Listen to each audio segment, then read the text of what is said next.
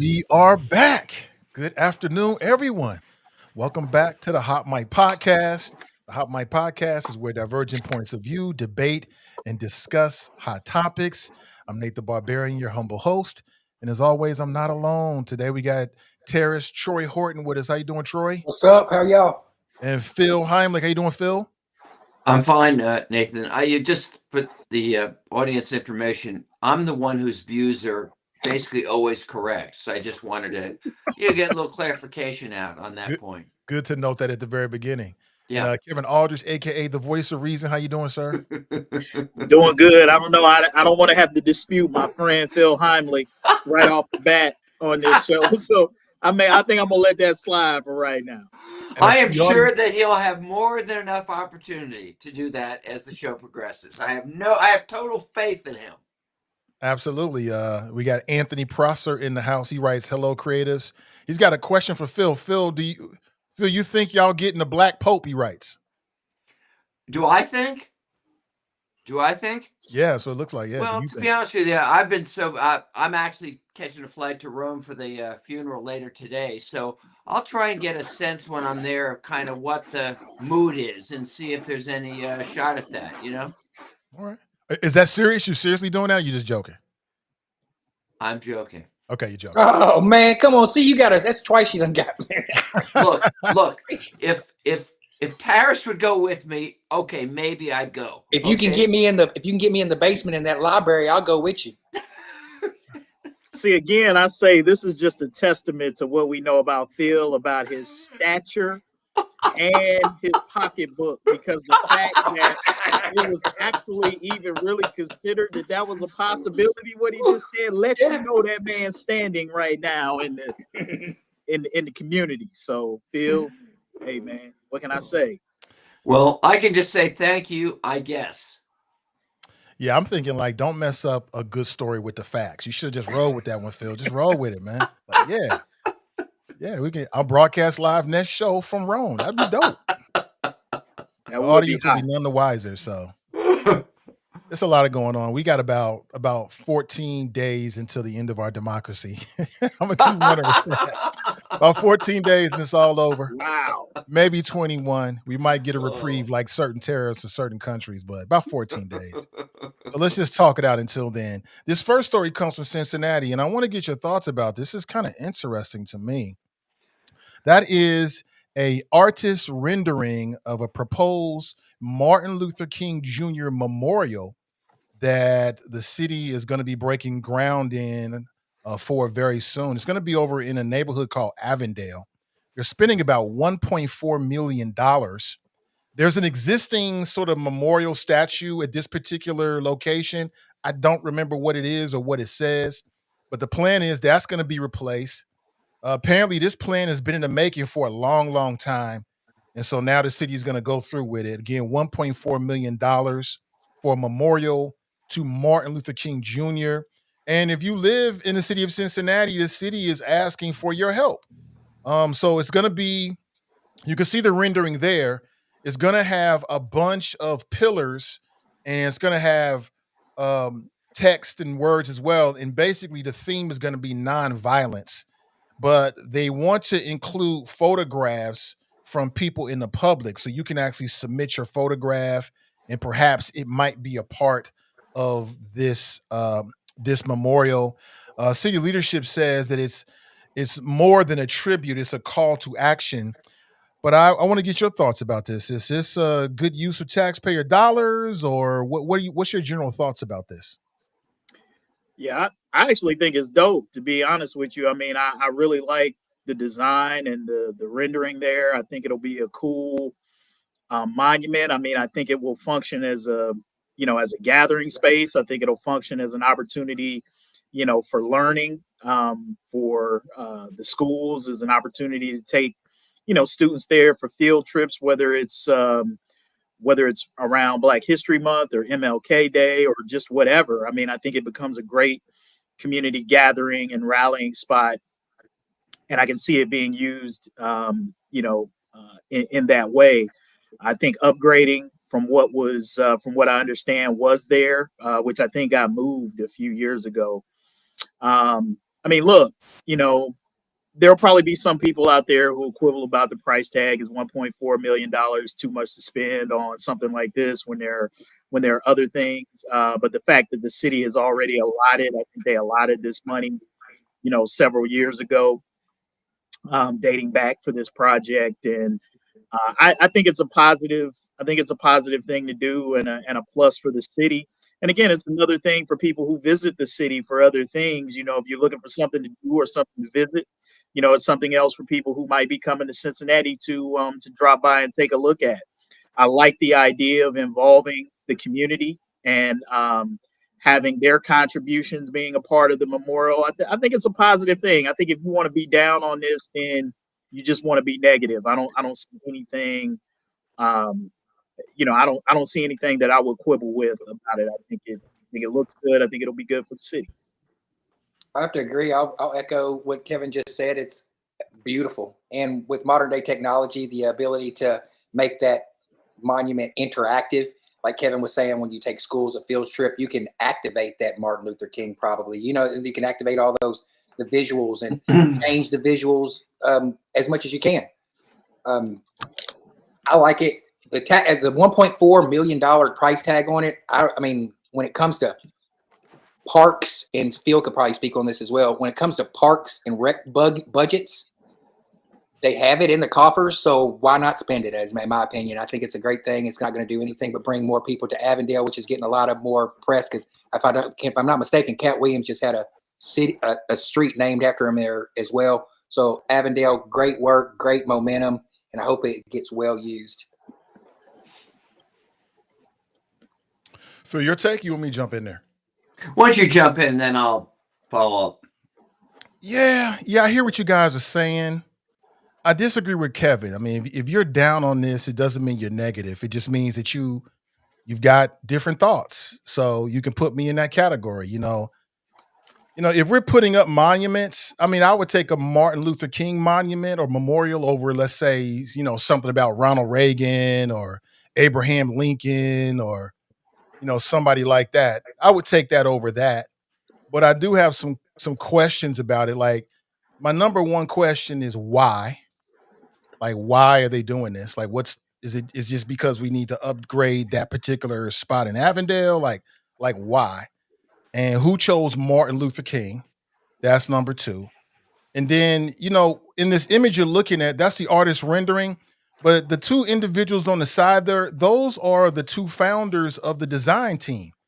So I'll be honest with you, I got a major problem with the fact that they don't have a Black-owned design team.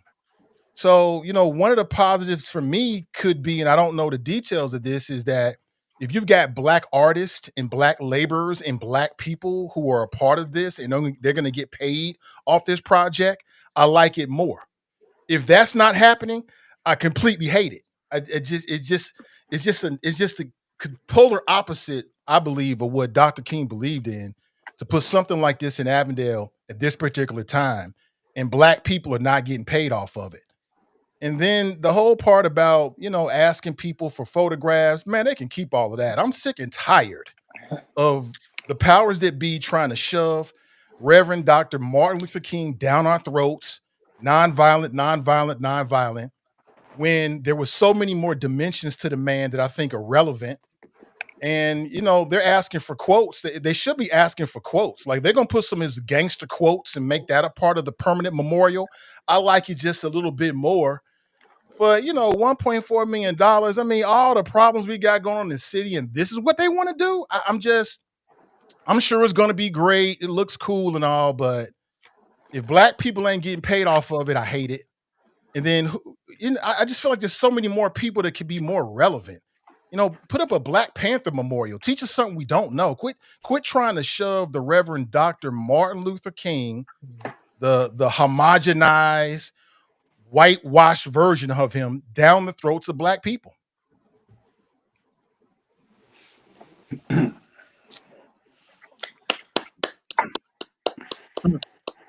It's just old. Phil, I'm waiting for Phil before I jump back in. I'm waiting for Phil. I'm waiting to get Phil's thoughts before I jump in and echo what Nathan just said on a even more level. Gosh, yeah. Well, first of all, I really appreciate that Nathan, you know, he didn't he didn't say anything controversial. You know, he just handled it just kind of right down the middle. So, you know, I really appreciate that. I will say from a technical standpoint, because I think it's fair to ask the question, okay, where'd the money come from? What could it go for?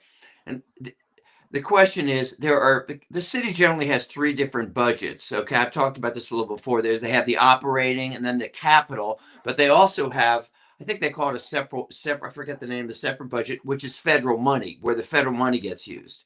So a big question is, what budget did this come out of? If it came out of the federal budget, you know, it's kind of like not our taxpayers, but if it came out of the operating, I mean, it's money that could have been used for just about anything. So I don't, that might be something we might want to get the answer to.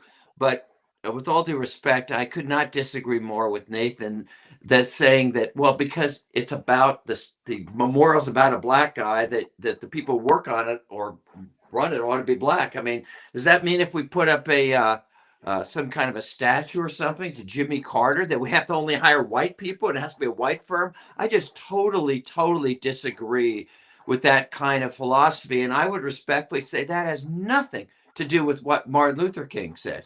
Okay, he didn't say. I'm not saying that there aren't some sides of him that are a little maybe less less like this sort of peaceful image that he has. Though the fact is, he was a follower of, I believe, Mahatma Gandhi. Okay, and that was his thing, and it was pretty much focused on nonviolence.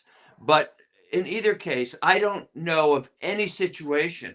He talked a lot about discrimination. In fact, as you know, when he died, he was there advocating on behalf of sanitation workers in Memphis. But I don't ever recall, I've never seen anything where he said, hey, we ought to, on particular projects, if it's in a black neighborhood, we got to hire black workers or anything. I don't think that is in any way consistent with his philosophy. I'll give you one, Phil. He says, I might have led our people into a burning building or burning house. I might have led our people into a burning. That's just one. There's so many. But Nathan, I want to thank you for bringing up those points, because I was dancing along the lines of we shall overcome. And that's not me. And I appreciate you lighting the fire up underneath me to get me back on course. Because you're right. Whatever you homogenized version of Martin Luther King Jr. that they give us and they want us to stick down our throat. Well, are you saying it's not accurate, or it's not what you'd like it to be? It's not accurate. It's definitely sugar coated with a lot of white sugar. With a lot of white quotes. Then I don't got time for all that, Phil. But I will tell you this. You're making a point. If give us some quotes that support your point that, oh no, well, he was a lot more militant. He was more like Malcolm X, or he wasn't Malcolm X. Martin Luther King was not Malcolm X, but he did, more so. He did more so towards the end of his time, and even in some of the, I think what. Well, first of all, let me just start with this before I get into that. Nathan's take was definitely a barbarian-ish take, which I don't 100% agree with. Look, Martin Luther King is by far, one of the biggest black figures, not just in black history, but in American history. And his contributions and what he did are significant. There's not a city in America that does not have a Martin Luther King Boulevard, does not have some sort of acknowledgement of Martin Luther King. And the fact that this is a replacement for a memorial, an upgrade for a memorial that the city already had, it's not shoving Martin Luther King down our throats. It's something that was already here, that we had already acknowledged that they were upgrading. I understand the sentiment of where Nathan is coming from about, getting black people to work on it, similar to what they did when they did the Black Lives Matter mural. They went out of their way to find black artists to do that and spend the money that they had to be able to do that. I'm not going to dispute that wouldn't have been a good idea, that might not have been better for the optics or the palatability. And it would probably be illegal. Wait a minute, let me finish, Phil. Let me finish. But I think at the end of the day, you should opt for and go with whatever is the best design. And if this was the best design, if this is what was looked at and out of what was submitted, it would be different if they said, hey, we're just going to pick somebody, versus if they had Black artists or groups who submitted design things and they just weren't among the best. Then that just kind of is what it is. I think at the end of the day, you want to get the best and most impactful design. The other thing that I would say is this becomes a conversation piece. Look, they can say that this is a memorial for nonviolence, but what it becomes is a memorial for a discussion piece that has the opportunity of whoever visits there can have the conversation. It becomes grounds for a conversation to have the more complex conversations about what did Dr. Martin Luther King believe? What did he teach? What was the fullness of the complexity of the man? So you don't have to limit the conversations that happen around this memorial solely to nonviolence, even though I would agree with Phil that was predominantly Dr. King's message, was one of nonviolence. That was the overarching message that he was sending. And so, but that doesn't mean that has to be where after you're done. That doesn't mean that has to be where the discussion begins and ends. I think memorials like these are meant to spark all types of conversations around the issues and the complexities of individuals. But Kevin, when you get a board you get the people, I'd like to see the board who's on this art. I don't know who's doing this, but I'd like to see the board who's on this, because if I'm not mistaken, this is probably comes from the art or parks department coffers of the funding. So feels right. It's probably federal money that's been allocated already, probably last year, that they're just trying to figure out what they're going to do to it. It's already probably paid for. Just going off of thing. Where I was going with my statement was Martin Luther King has been toned down for what his message is. So if this can be a situation to where we can start speaking some truths and we can start speaking about things that Martin Luther King did outside of the I Have a Dream speech, and we start talking about the movement that was after that, and we start talking about all the private meetings that he had with Malcolm X and other Black leaders at the time before he was assassinated.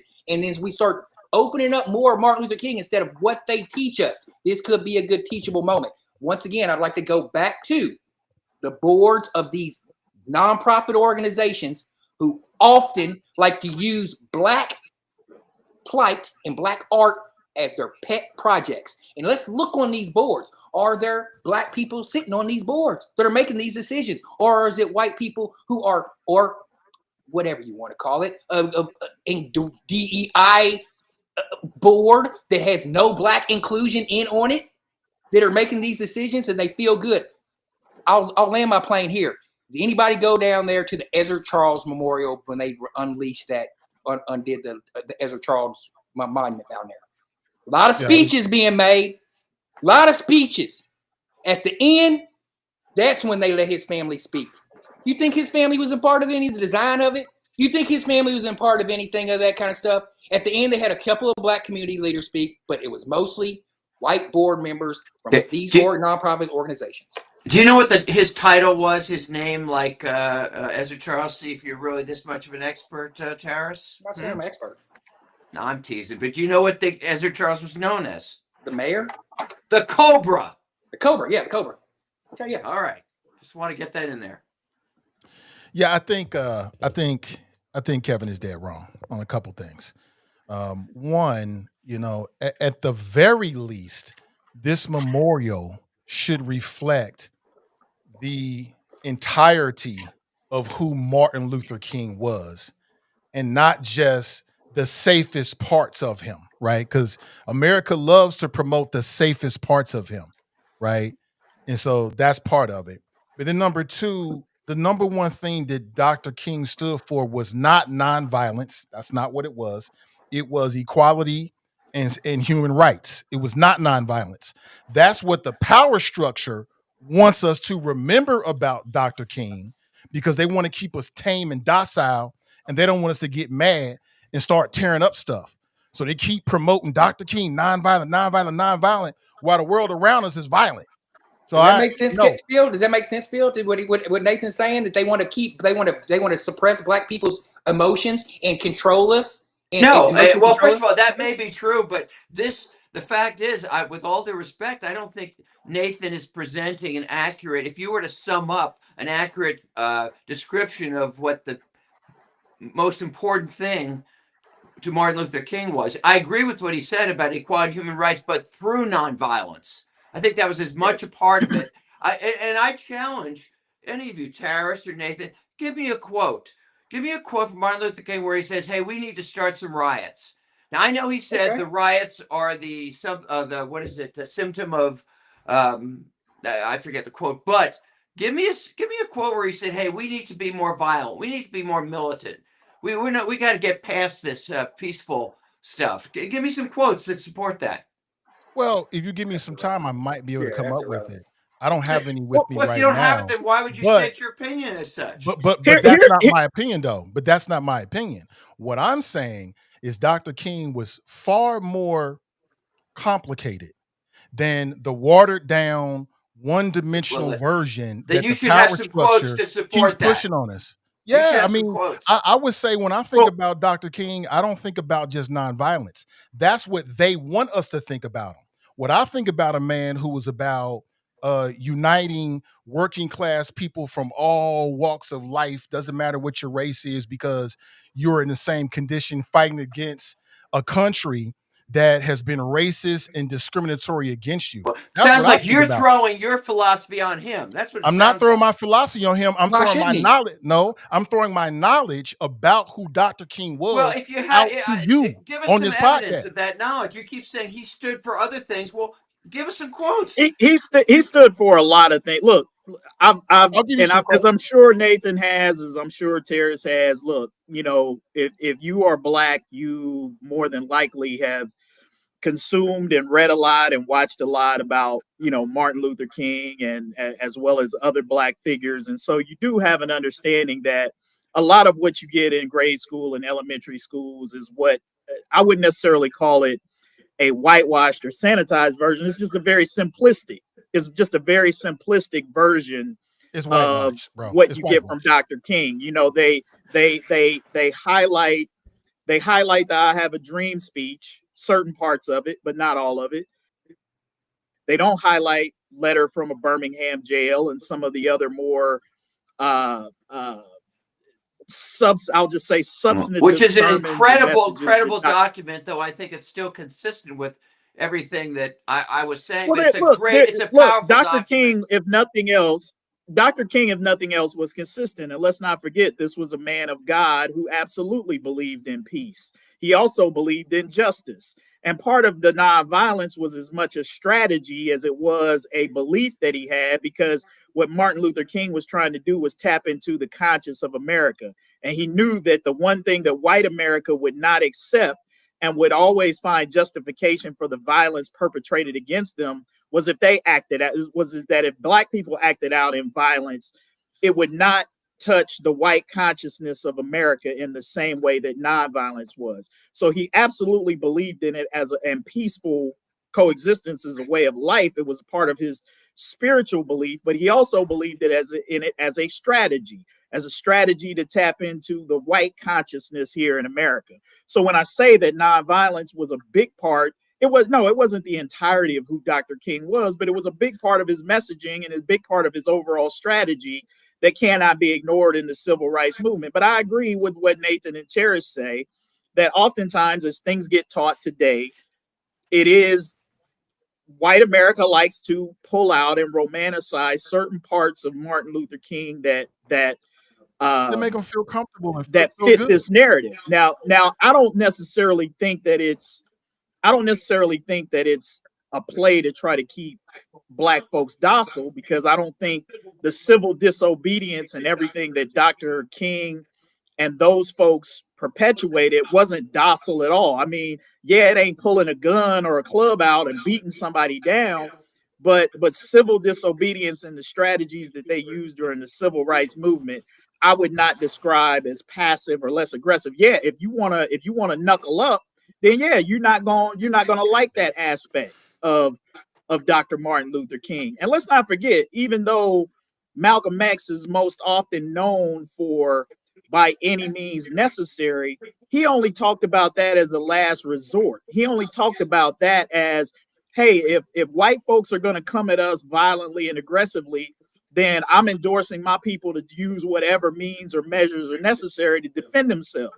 But Malcolm X wasn't talking about knuckling up and grabbing But he guns and also just was going out focused being on violent against separatism, where people. Martin Luther His King was by any not. means necessary message was a message, And that was in the later. That was later on in his self-defense. life, Phil. Whenever Malcolm X had a resurrection of the mind, at the same time as Martin Luther King, in my opinion, in their later, close to their deaths, when Malcolm X went to Mecca and came back and he denounced Muhammad and the hatred toward white people. He denounced that. No. Yes, he did. Yes, he did. Yes, he did. And then Martin Luther King, for having sex outside of marriage and stuff. That's what you want. Phil, you cannot dominate these spaces. You cannot dominate these spaces. You cannot dominate black spaces and how we feel about Martin Luther King and Malcolm X. You can't do that.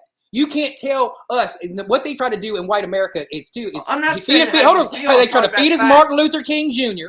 and so we can keep down, so we can stay docile. And then we try to say, hey, that's not how we feel about it, because black people are not monolithic, and we take things and we discern subjectively, and then we try to present those facts to white America, and then they do the same thing that you're doing, and not saying, hey, you might think that certain way because of the way that your thought process is. I'm trying to stick with You're facts. saying, no, your facts are not monolithic facts to black people. All our thoughts are subjective. Well, that's, if that's the way you want to operate, fine. I mean, subjective. I mean, I think if we're going to talk about this stuff, we're going to say, oh, no, he didn't stand for that. Okay, give me the words. What did he say? Those are facts. He said, I might have led my people into, here's just one that sticks out with me. I might have led my people into a burning building. They gave us freedom, but they gave us no land to field. They gave us no way to make money. So it's like they gave us freedom, but they left us out in the wilderness. These are things that Martin Luther King said that he said he was talking that we shall overcome. But then when we got into freedom, what are they giving us? They're giving us nothing. And that's what he was alluding to in the later part of his life when he was doing these speeches at the end. Not the I So Have a Dream speech. I have a dream speech. It was the ones after that where he was going to lead black people to prosperity. And to stop saying we shall overcome and turn the other cheek. We want our money. We want reparations. We want the 40 acres and a mule. And then he was. He said he supported. He said we should have reparations. Martin Luther King. Paraphrasing. Yeah, very generously paraphrasing. Why wouldn't we? Why wouldn't we get reparations? Why would? Well, no, I'm not saying you shouldn't have them. I'm saying don't put what you believe on Martin Luther King unless you got the quotes. That's Martin Luther King, and I do have the quotes. I just don't have the time to go back and do everything. But I could give you the quotes, and just like every other non-melanated person, you're going to not believe what black people tell you about our anecdotic, but we go through. We're going to tell you what we go through as black people. We're going to present that to you, and no matter what we say, it's not going to be good enough. Go through, but don't say that just because you went because of what you believe or your perception or your subjective evaluation. Oh, that's what Martin Luther King said, because maybe he didn't have the same evaluation as you. Perhaps. Well, he said the words that he's saying is how I interpreted them. So you might not interpretate, I might have led my people into a burning house the same way that I interpretate I might have led our people into a burning house. I take it as, I was used by the system. I got all this favor, and then now what are black people going to give us? What are we going to get? Where are we going from this? I'll tell you one other thing though. So as we speak right now, we've got a country run by Donald Trump, who wants to be a dictator, right? And he's making all of these dictatorial sort of moves, talking about annexing Greenland and taking over Canada and taking over the Panama Canal. And I think Dr. King, he had a lot, I think, of very relevant quotes about the role of this country internationally. And if they're going to put up a memorial, some of that should be a part of it as well. So, can I add to that what Nathan said? I agree 100%. Of all the things that Martin Luther King did, actually, I most admire, and I'm not minimizing anything else he did, but what I think was his most really, in some sense, courageous act. You remember he was very tight with Lyndon Johnson and basically got Lyndon Johnson to give him pretty much everything he wanted as far as the Civil Rights Act and all that. And he had every incentive to stay in good graces with Lyndon Johnson. But he had the courage, unlike so many others, to come out against the Vietnam War, no matter how it pissed off Lyndon Johnson. he had the courage to come out against that, which certainly hurt his own self-interest. But as Nathan was referring to, he was a person of justice, and he recognized that that war was unjust. And I think that was one of the greatest things he ever did. Right. And I think it's relevant today with the current administration. So, I don't know if the quotes that are going to be a part of the permanent memorial have already been sort of set in stone. But I'll be interested in seeing what quotes did they actually use, because that'll say a lot about, the direction and the feeling that the artists involved are trying to invoke in people that see it. I'll say it again, though. I mean, I don't know if it's legal or not, but you got a whole lot of black design firms, and I don't believe for one second that anybody other than black people, black hands, could have made a memorial better for Martin Luther King That's than illegal. anybody else. And I'm not talking about under Trump. That It's is not illegal no more. DEI is out the window, baby. What? It's just DEI. There's no such thing as DEI. Oh, So how can it not be? How can it be legal for them to pick all black firms if DEI no longer exists? No, Tarris, you misunderstand what I'm saying. I'm not even looking at the Trump stuff. Under the most recent Supreme Court decisions, it is illegal to choose someone for a particular position based on their race. That's why I'm saying what Nathan is complaining about. The city does not have the right to say, okay, we want a black firm to do this. They don't have the legal right. Well, they should have conjured up the legal right somehow, because to me, the spirit of it, right? The spirit of it begs for black hands, black artists, black minds to create the Martin Luther King Memorial. Period. I mean, there's nothing more Martin Luther King than that. I can't think anything more Martin Luther King than black intellectuals and creatives creating his memorial. And to Phil's point, perhaps you're right. Yeah, it sounds true. Sounds about right, but it's just another messed up thing in America, in my opinion. So will I go to it? I probably will. I'll go over there and take some pictures, but it's just so uninspiring. That's big of you. Yeah, it's just so uninspiring. Like I said, put up something with the Black Panthers. They ain't gonna do that. Put up something out there. These people had a real impact in our community, right? Why is it always who decided Dr. King? They could have put up Nipsey Hussle. Put up something. But see, but here's the thing though. Dr. King is generally something that everybody will rally around. Everybody's not going to rally around the Black Panthers. Everybody's not going to be okay. All black people. Hold on, Kevin. All black and brown people will rally around a memorial for the Black Panthers. The only people that will have a problem. And so what they'll say is raise the money. What they'll say is raise money. Raise the money if you feel that strongly about it. Get you a little board and a committee together and raise the money and build it somewhere. They're using tax dollars. And that's what I'm saying. They're not, because the tax dollars are more than just your black and brown tax dollars that are being spent. It's white tax dollars as well. And you know as well as I do. I love you, brother, and I love this idea of what you trying to promote, but I deal in reality. And the reality is white folks in Cincinnati are not going to let you spend their tax dollars on a Black Panther memorial. It just ain't going to happen. They'll spend it on MLK. I don't care what you think should happen, what you would like to see happen, what maybe should happen.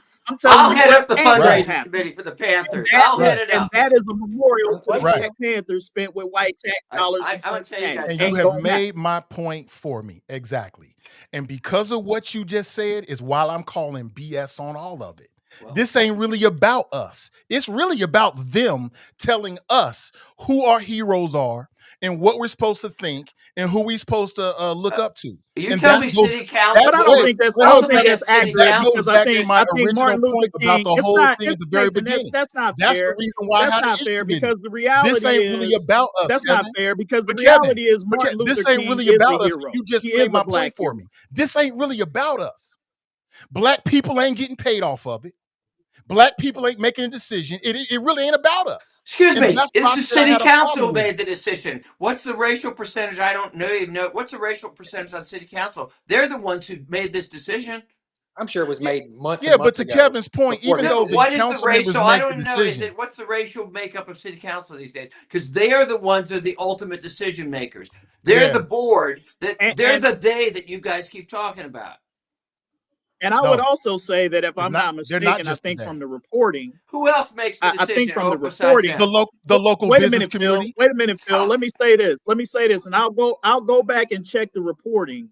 But if I'm not mistaken, the whole idea was put forward by a black man. Was Christopher Correct. Smitherman was the one who put forth the idea for That this is correct. memorial. So let's not pretend like this was a bunch of white folks in a back room saying, you know, hey, let's throw the Negroes some bones. No, this was an idea that was brought forward by a black man on council, as are most of these ideas that come forward that are actually anything that are black.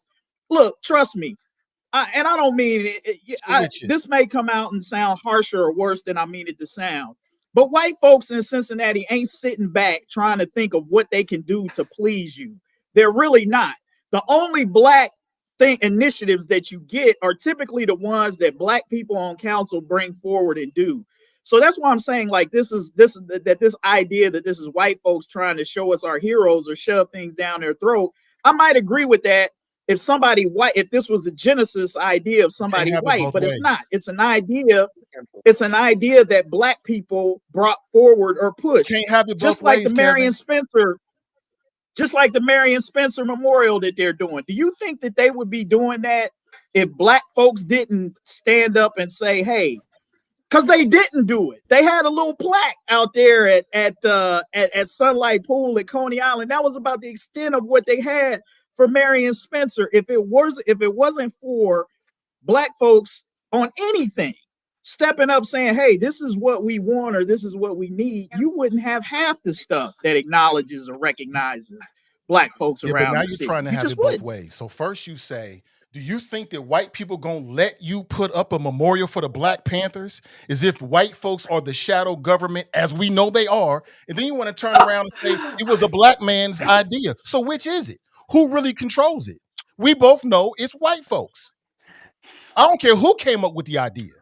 The fact that the idea is Martin Luther King and not somebody like the Black Panthers or somebody else is because, as you put it, it's white people. It's the white local. Well, here's what I'll say. It's not that you couldn't do it. So let me rephrase it this way. Right now you have a majority, or at least you did until recently. You had a majority of black people on Cincinnati City Council. If they had a mind to do a Black Panther memorial with the majority that you have on there, they absolutely could get that done. Now, would you get pushback? Would you get feedback? Would you get pushback from perhaps the white community saying, "Oh, this is a waste of tax dollars," and perhaps or this pushback is from some in the black community too?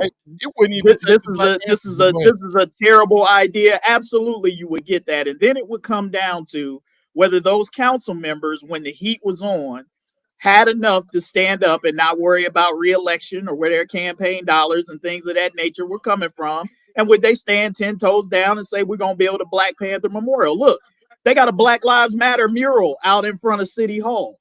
That didn't happen because of white folks. That happened because you had some black folks on city council that said, this is what we're going to do. You don't think there were a lot of people, a lot of white people in Cincinnati who said, this is a waste of money.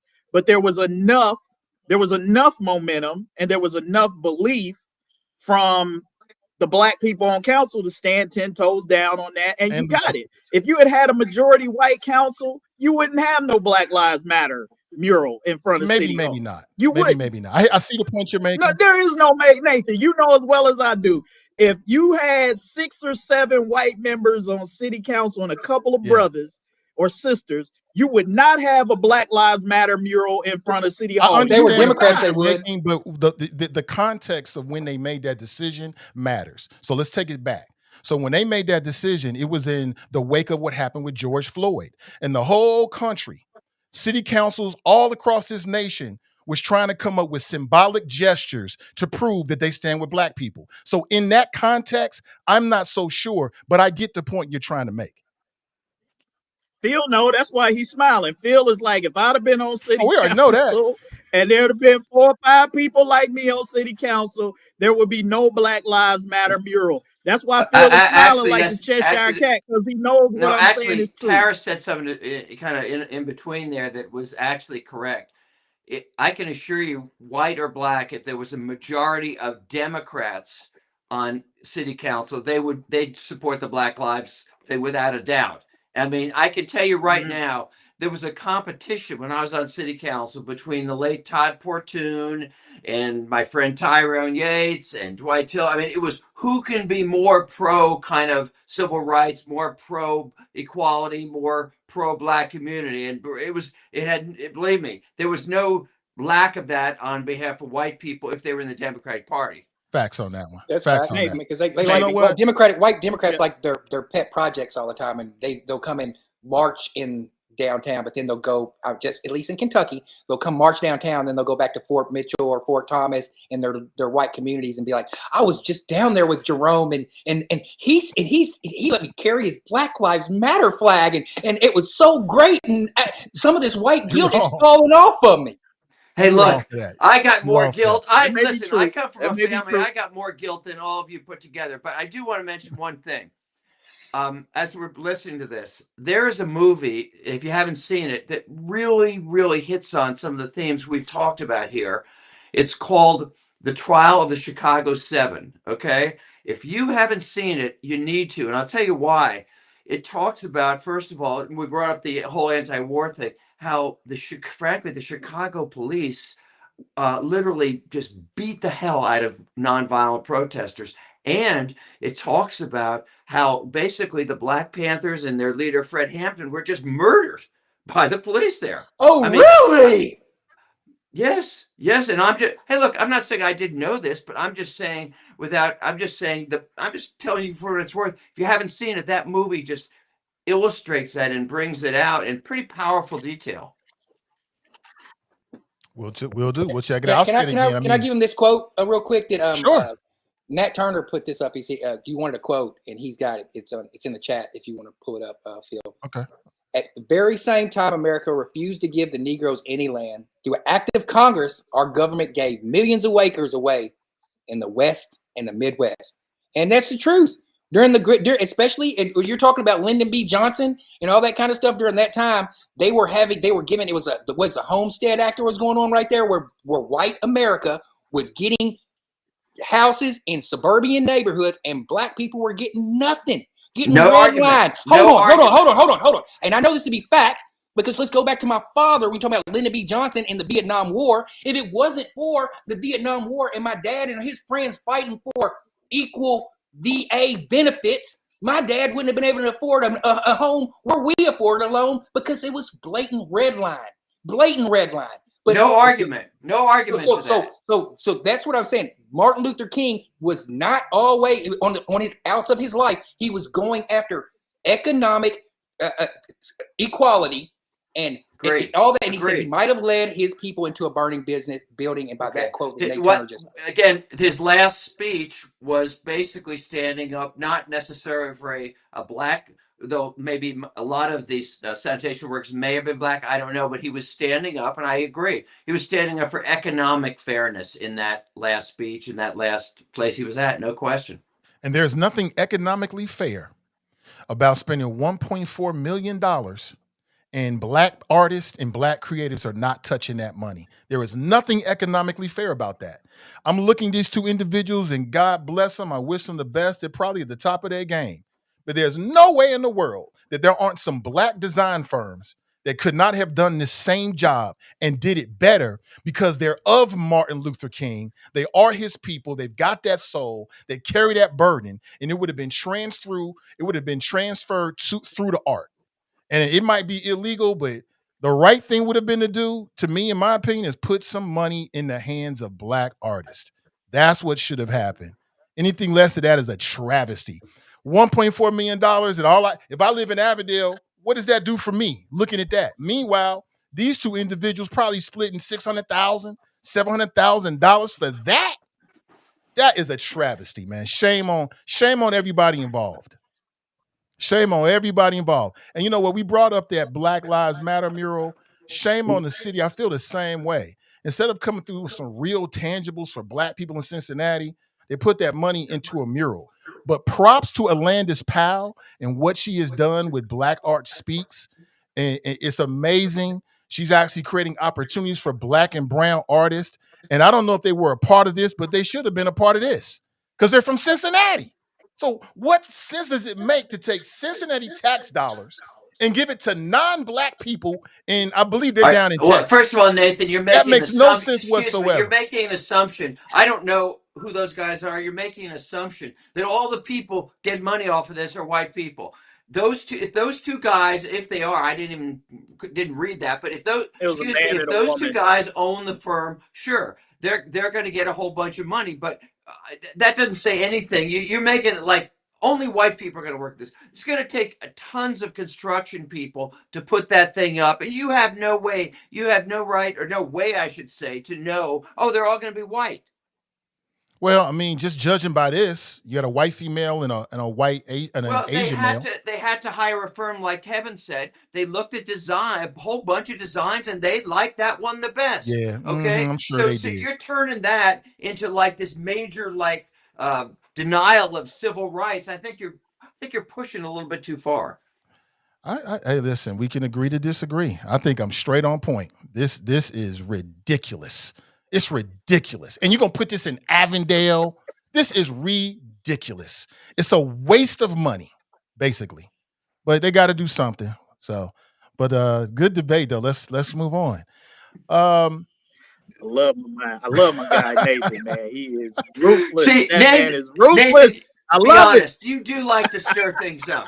Absolutely. You I'm your friendly neighborhood agent provocateur. Absolutely. I just wonder if other people on the show had said something about we need to have more black people on this thing. I wonder, would you have said, hey, come on, they picked out the best design, blah, I wonder, would you have said that? I'm just curious, I think he would have been consistent. I think he would have said, I don't know. Wholeheartedly agree. That's all I know. Nate, your mic, Nate.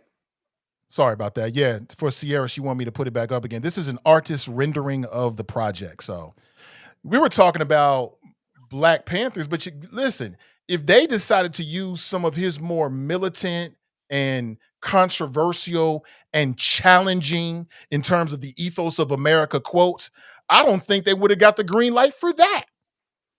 It's going to be watered down, milk toast, same old, pacify. They slap you on one side of the face, turn the other cheek, nonviolent crap. Meanwhile, this man got killed by an assassin's bullet. Oh my! So all that talk didn't stop him from getting assassinated violently.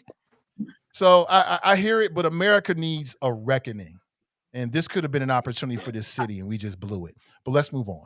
So Phil brought this to my attention. It's something I was actually thinking about. Phil, you said that in a recent podcast, you were talking about this phenomenon of people leaving the United States. I did a little checking. There's a lot of information about that, including, I didn't know this, but a Google search on how to leave the country spiked 1,514% the morning after Donald Trump won.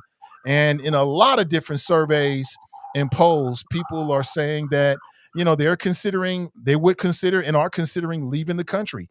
I can say confidently that I know at least one person who is leaving the country, but I think they already kind of had some plans in the work. And then Donald Trump being elected kind of maybe pushed that a little faster. But, what do you think? I mean, with Trump in office, should we all be planning our exit strategy? Well, I'll share what I did. If you're interested in hearing my message, it's only about a minute and a half, but you can go to Facebook or Instagram or YouTube, whatever, and just put Phil Hemlich or Radical Middle and listen and see what you think. But the gist of what I said was I talked about how my father had this expression. He used to say, don't think it can't happen here. Meaning that don't assume that this is always going to be a free country. Don't assume that we're always going to have freedom of speech, freedom of religion. Don't assume that. And I think a lot of that came, he served in World War II, and he certainly was very aware that if he had been, because he's Jewish, if he had been born in Europe, he probably would have died in a concentration camp. And I think that affected his concerns and beliefs more than somebody who's kind of just led a, you know, a very easy life here, this and that. And I happen to, I've always believed it even before Trump. Now, with Trump, we're seeing real evidence of an effort to push us really toward an autocracy. I mean, I probably don't even have to go through all this. They're deporting college students who from foreign, who are here legitimately, foreign students, only because they wrote an op-ed piece criticizing Israel. It isn't like they were getting money to Hamas. They just wrote a piece in the newspaper, and they're being deported. We've been talking about this guy Garcia who's down in El Salvador. But here's the point that's being missed there. The only thing about him was even the Trump administration admitted it was a mistake. But remember, none of those guys who got sent there got hearings. None of them. So how do we know how many more mistakes there aren't among those thousands or that have been sent to El Salvador and other places if you don't give them a hearing? And finally, you know, you talk about free speech. Well, right now, and we may have talked about this on the show before, Trump is threatening, trying to use the FCC. He put his lackey in charge. He's using the FCC to try to deny a broadcast license, or at least threaten it to CBS and some other networks. In other words, to get them to keep in line, much like Viktor Orban did in Hungary. And Trump, as we know, has threatened to throw reporters in jail. He has constantly attacked the free press. So can I predict for sure? Yeah, we're moving to a dictatorship. I can't predict for sure, but I'll tell you this. I always keep a current passport. I make sure my kids always have a current passport, because if you think that this country, guarantees always going to be a free country, yeah, think again. So let me, I said this before, that Phil certainly knows how to get me riled up. And I certainly don't want to diminish in any way his, you said it was your father's experience? It was his expression. Don't think it can. And His it's expression, based, I think, on the his experiences he had throughout his life, including some discrimination he faced. Yeah, sure. And I also don't want to diminish the Jewish experience during the Holocaust, and all of that is very real. But here's the danger of trying to compare, you know, what happened in Germany prior to World War II with where we are in America, because they're completely just so you know, different. he wasn't just talking Germany Holocaust. He was talking in general. Sure, I understand, but that's a lot of kind of where this, I've heard this expression of, you know, don't think it can't happen here sort of coming from. And there's a lot of reference to Hitler and sort of what happened in Germany. And one must remember that Jews were, I think, 1% or less than 1% of the German population at that time. You're talking about half of a country. So there's a difference between 1% of the population being persecuted and things changing, where you've got against 1% of the population versus taking half of what do you mean half? What are you referring to, Kevin? And doing the half, same what are you thing referring to when you say which? I'm talking about America. You know, you're talking about there were more people in America who did not vote for Donald Trump that did. I'm not saying that he's going to go after everybody who didn't vote for him. I'm just saying I think he's going to be selective, as he has with law firms, as he has with people in the Justice Department. No, I think he's going to be selective. I think so. I mean, look, if you are in the country, illegally, yeah, you might want to think about trying to go someplace else so you don't wind up in a prison in El Salvador. But if you are an American citizen, and this is just me personally, I reject this notion that I am going to leave America because this guy forces me out. Now, if I want to move to someplace, if I want to move to Thailand or to Paris or whatever, because that's where I want to do, and I feel like that's where I want to live and my life is going to be better, then that's a reason for me to move. But I'm not going to move out of America because of this clown, right? No, my posture is, and I'm not even one who's going to sit here that's like, I'm ready to pick up a rifle or do that. I'm not that dude. I ain't about that life. I ain't going to even talk about that.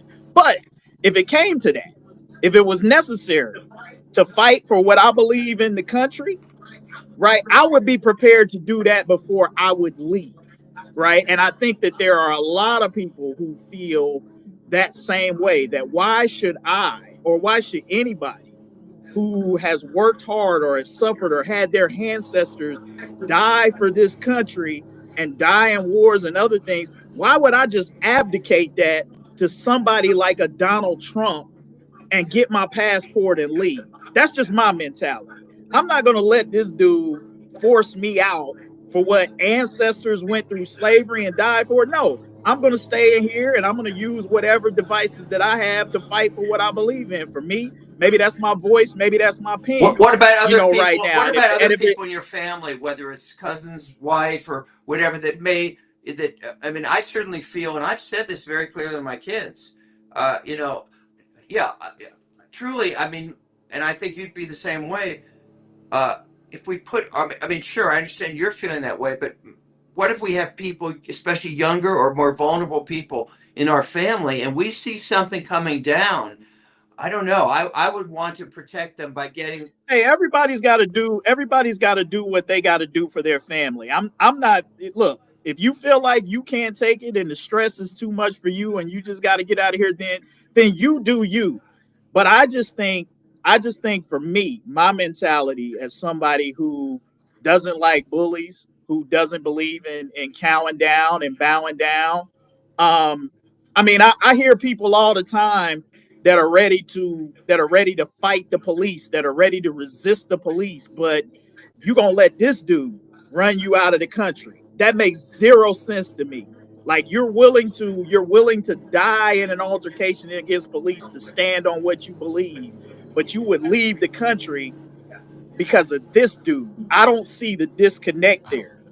To me, like if you're willing to stand up to police because you believe in standing up against Well, I mean, injustice, who are you then talking why about? would you I not mean, fight? but who Then are you why would you talking not about? fight? Why would you not fight Uh, for the country? Why Who would are you you let? describing? Why would you, if you're not gonna let the police run you out of Who's your you who's hood, not your going to let Let the the city, or regime police whatever? run do you out of this? your hood. I don't know who you're describing. Who are you Yeah. describing, Kevin? What are you Who are talking you about? describing for which those are the two choices? Like the person who signed. No, no, no, no.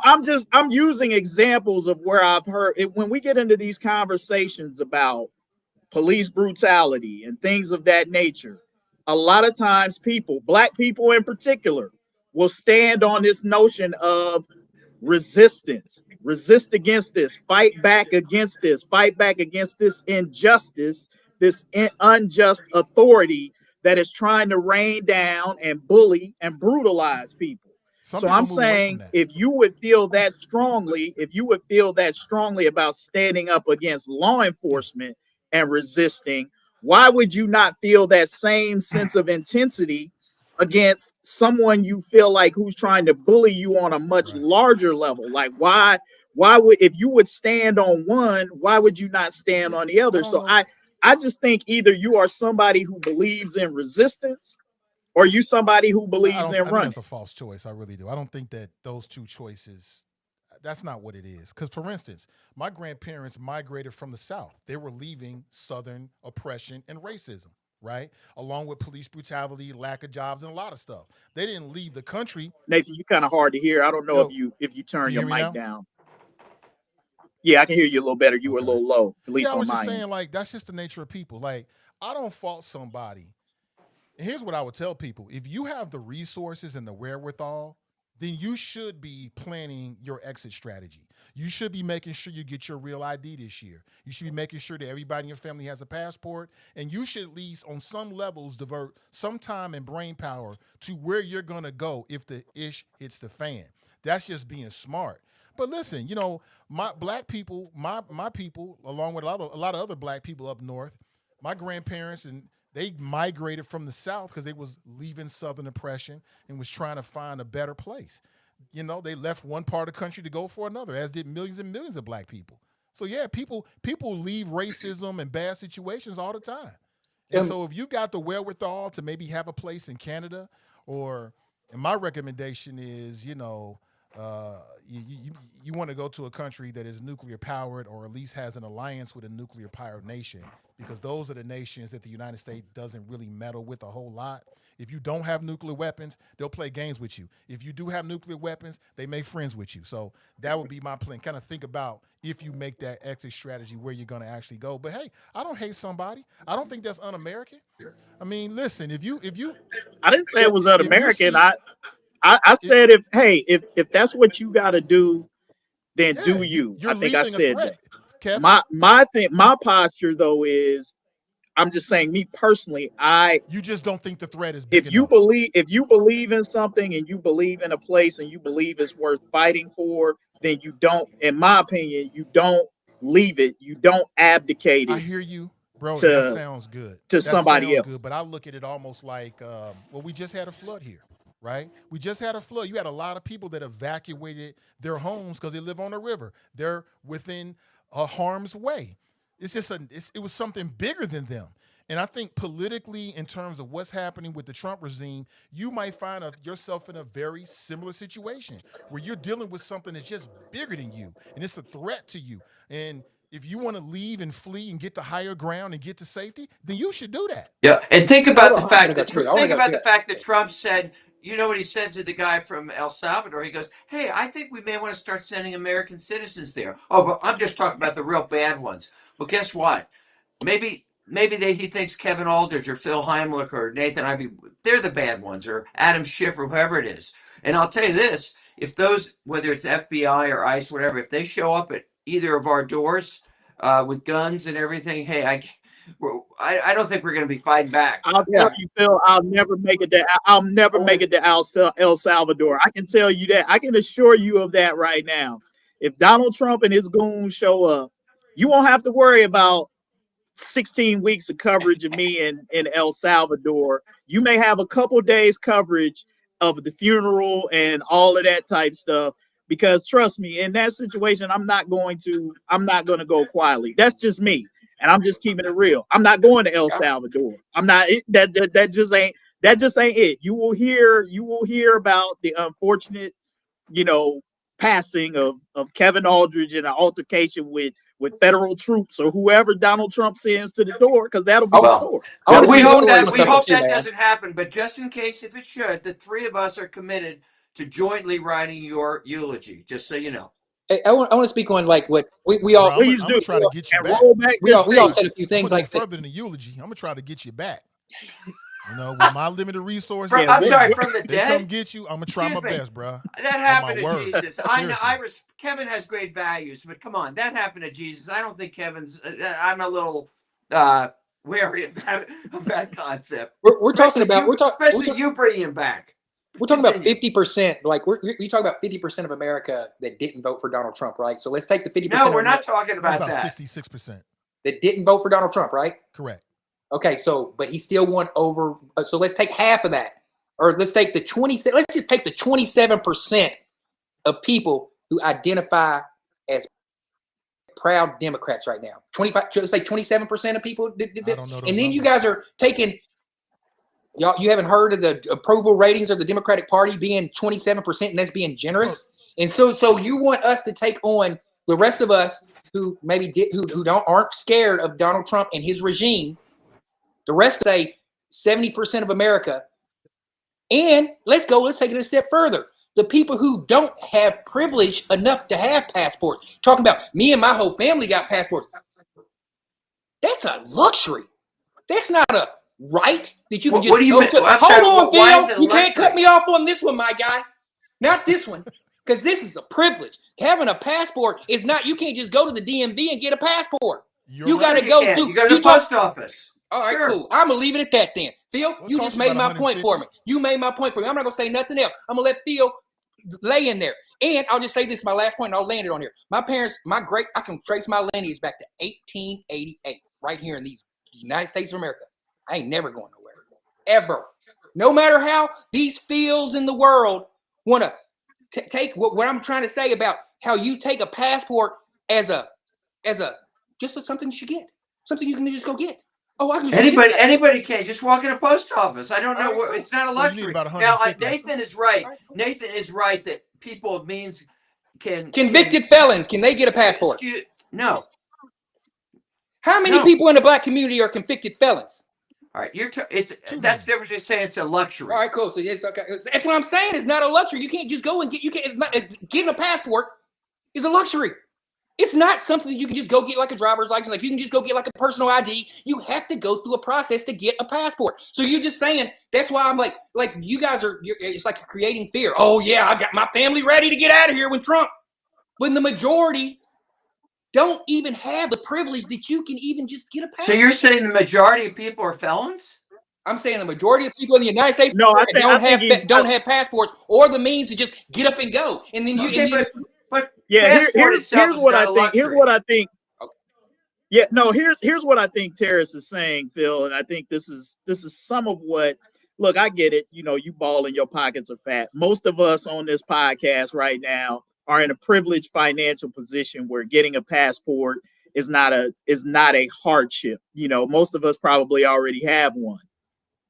But there are probably far more people, at least probably half the country, who are not in a financial position to be able to do that. This is kind of the same argument that we get into when we start talking about voter ID laws and things like that. And some people just can't wrap their mind around because they're in a privileged position that a lot of people don't even necessarily have access to the documents even handy that you need to have to be able to go get a passport. And there's a whole thing behind that, like going to get your birth certificate or social security card, that a lot of people just, it seems like it's easy to you and I, but it really isn't. And it's like, there's this recognition that there are a whole lot of people in this country who ain't living like the four of us on this call are living. And I think sometimes when you live in that world, you lose sight that everybody ain't got it like you know, and I ain't even saying that like we got it like that, but there are levels to it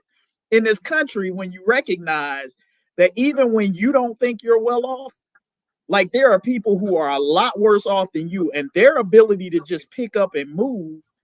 I mean, we've seen it, to use Nathan's force of nature analogy. Getting the passport. I agree with that point.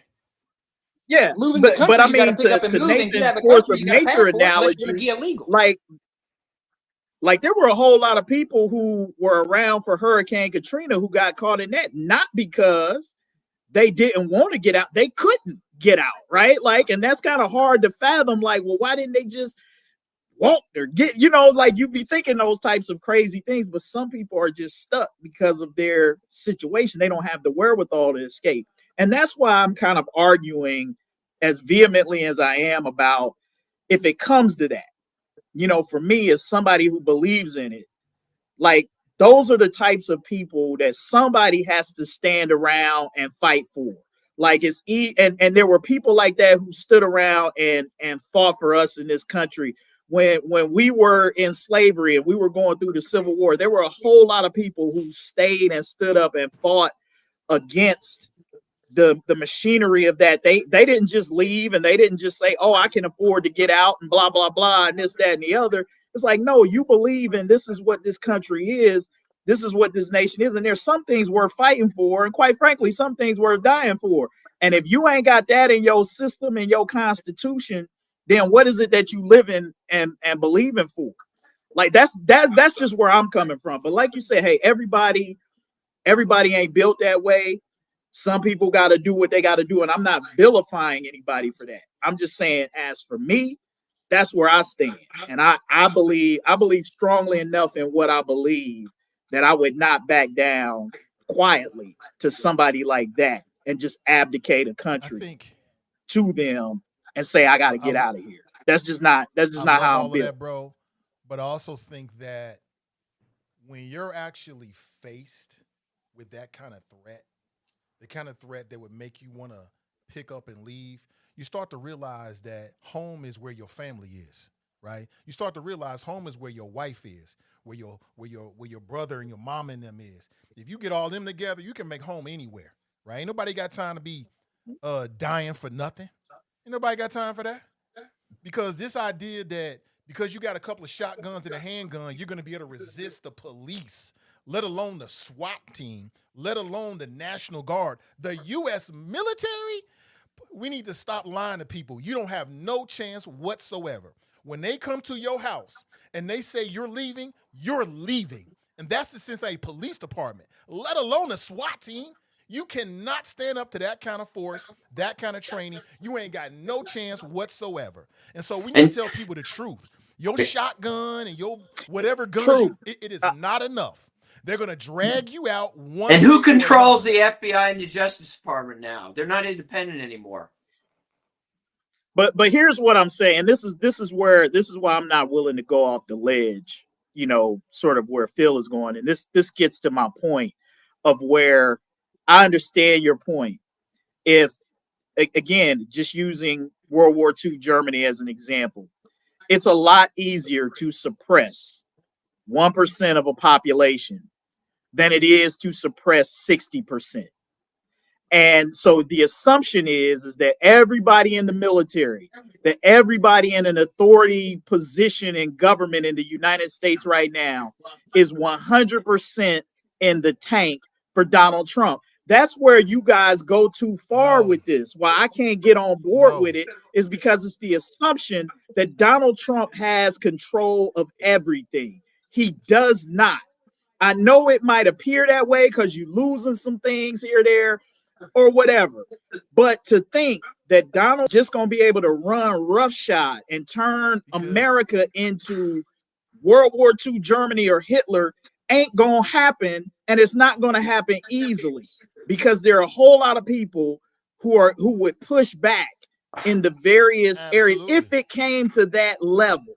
If it came to that level. And I see Phil shaking his head because this is Phil's brand. This is Phil's brand now. The alarmist, you know, I'm sorry, I didn't mean radical to be rude. middle I'm conservative sorry, where we want to scare the hell out of people. And I'm not saying we shouldn't be wary, but I'm just saying, come on, man. Let's just keep a little bit of a reality check in here. 60% of the country don't support this man, didn't vote for this guy. And I just can't believe that 60% of the country is just gonna sit back and be cool if he start just picking up American citizens and deporting them and getting rid of them at that type of clip. I just don't think people are gonna sit back for that. At that type of clip, like how many American citizens have to be ghosted before the rest of them? Well, to hear y'all say it, y'all talking like Trump got this plan that he just gonna go around and start rounding people up. I'm saying if he starts to do that, Kevin. if he starts rounding up American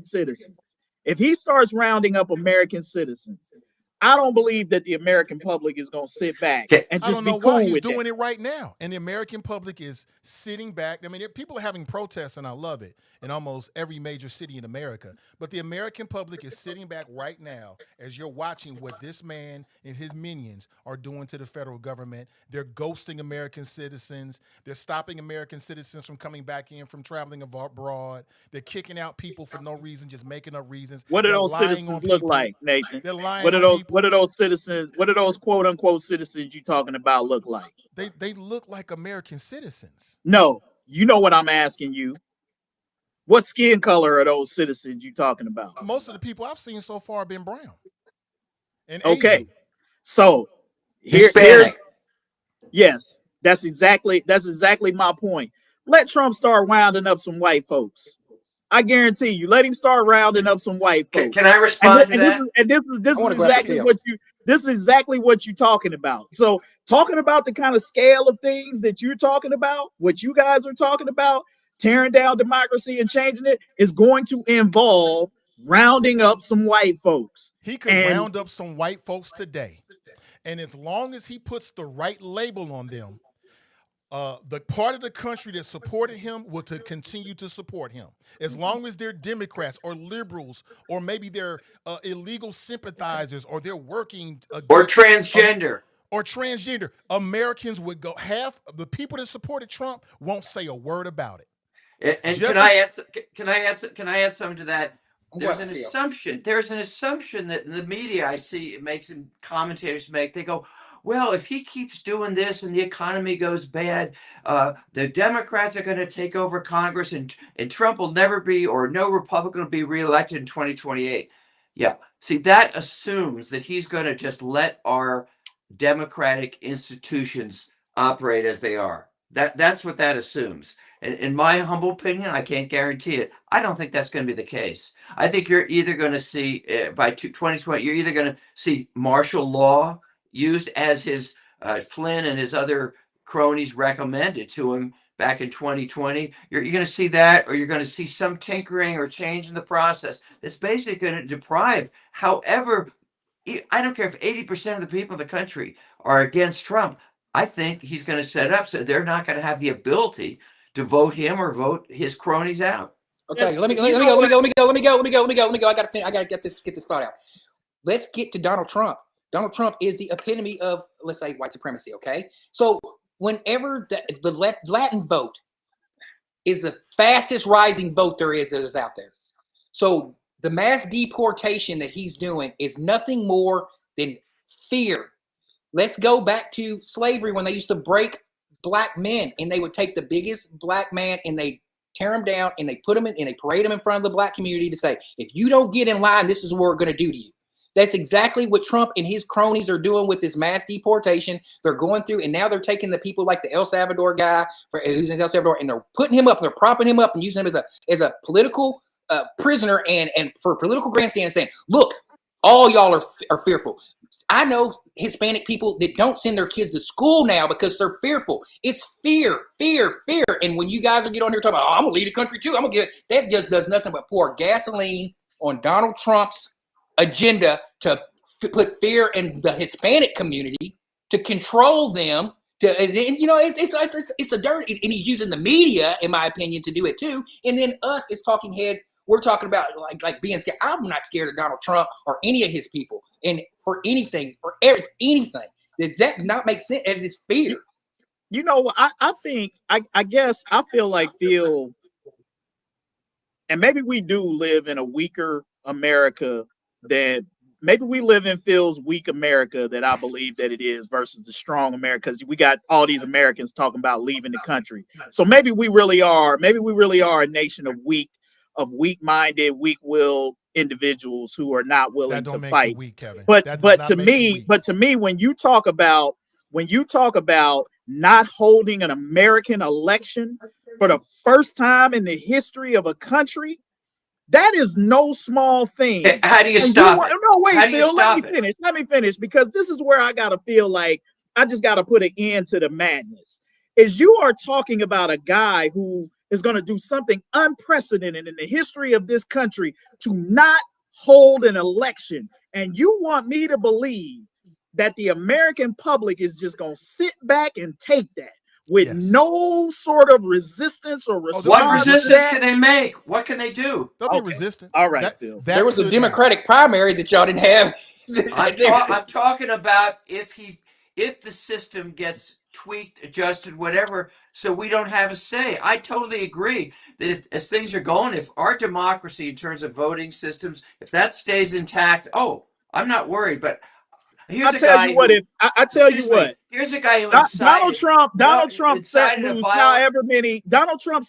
however many people he did on the Capitol on a lie of an election that wasn't stolen. Exactly. And I would say this, that if he actually does steal an election from the people, and you have any less than the same amount of people who showed up at the Capitol showing up and doing the exact same thing, then we are the weak nation that you talk about. Yep. Because if that many people will show up for a lie, then and Americans won't show up in double those numbers to defend the truth, then we deserve everything that we get.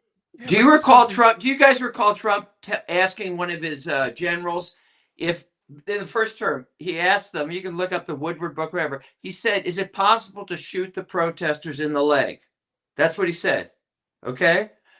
Now he doesn't have General Milley and adults responsible around him. Now he has a bunch of lackeys who'll basically do whatever he says. What do you think their response is going to be to that? Oh, no, that's wrong, Mr. Trump. That's wrong, Mr. President. I don't think so.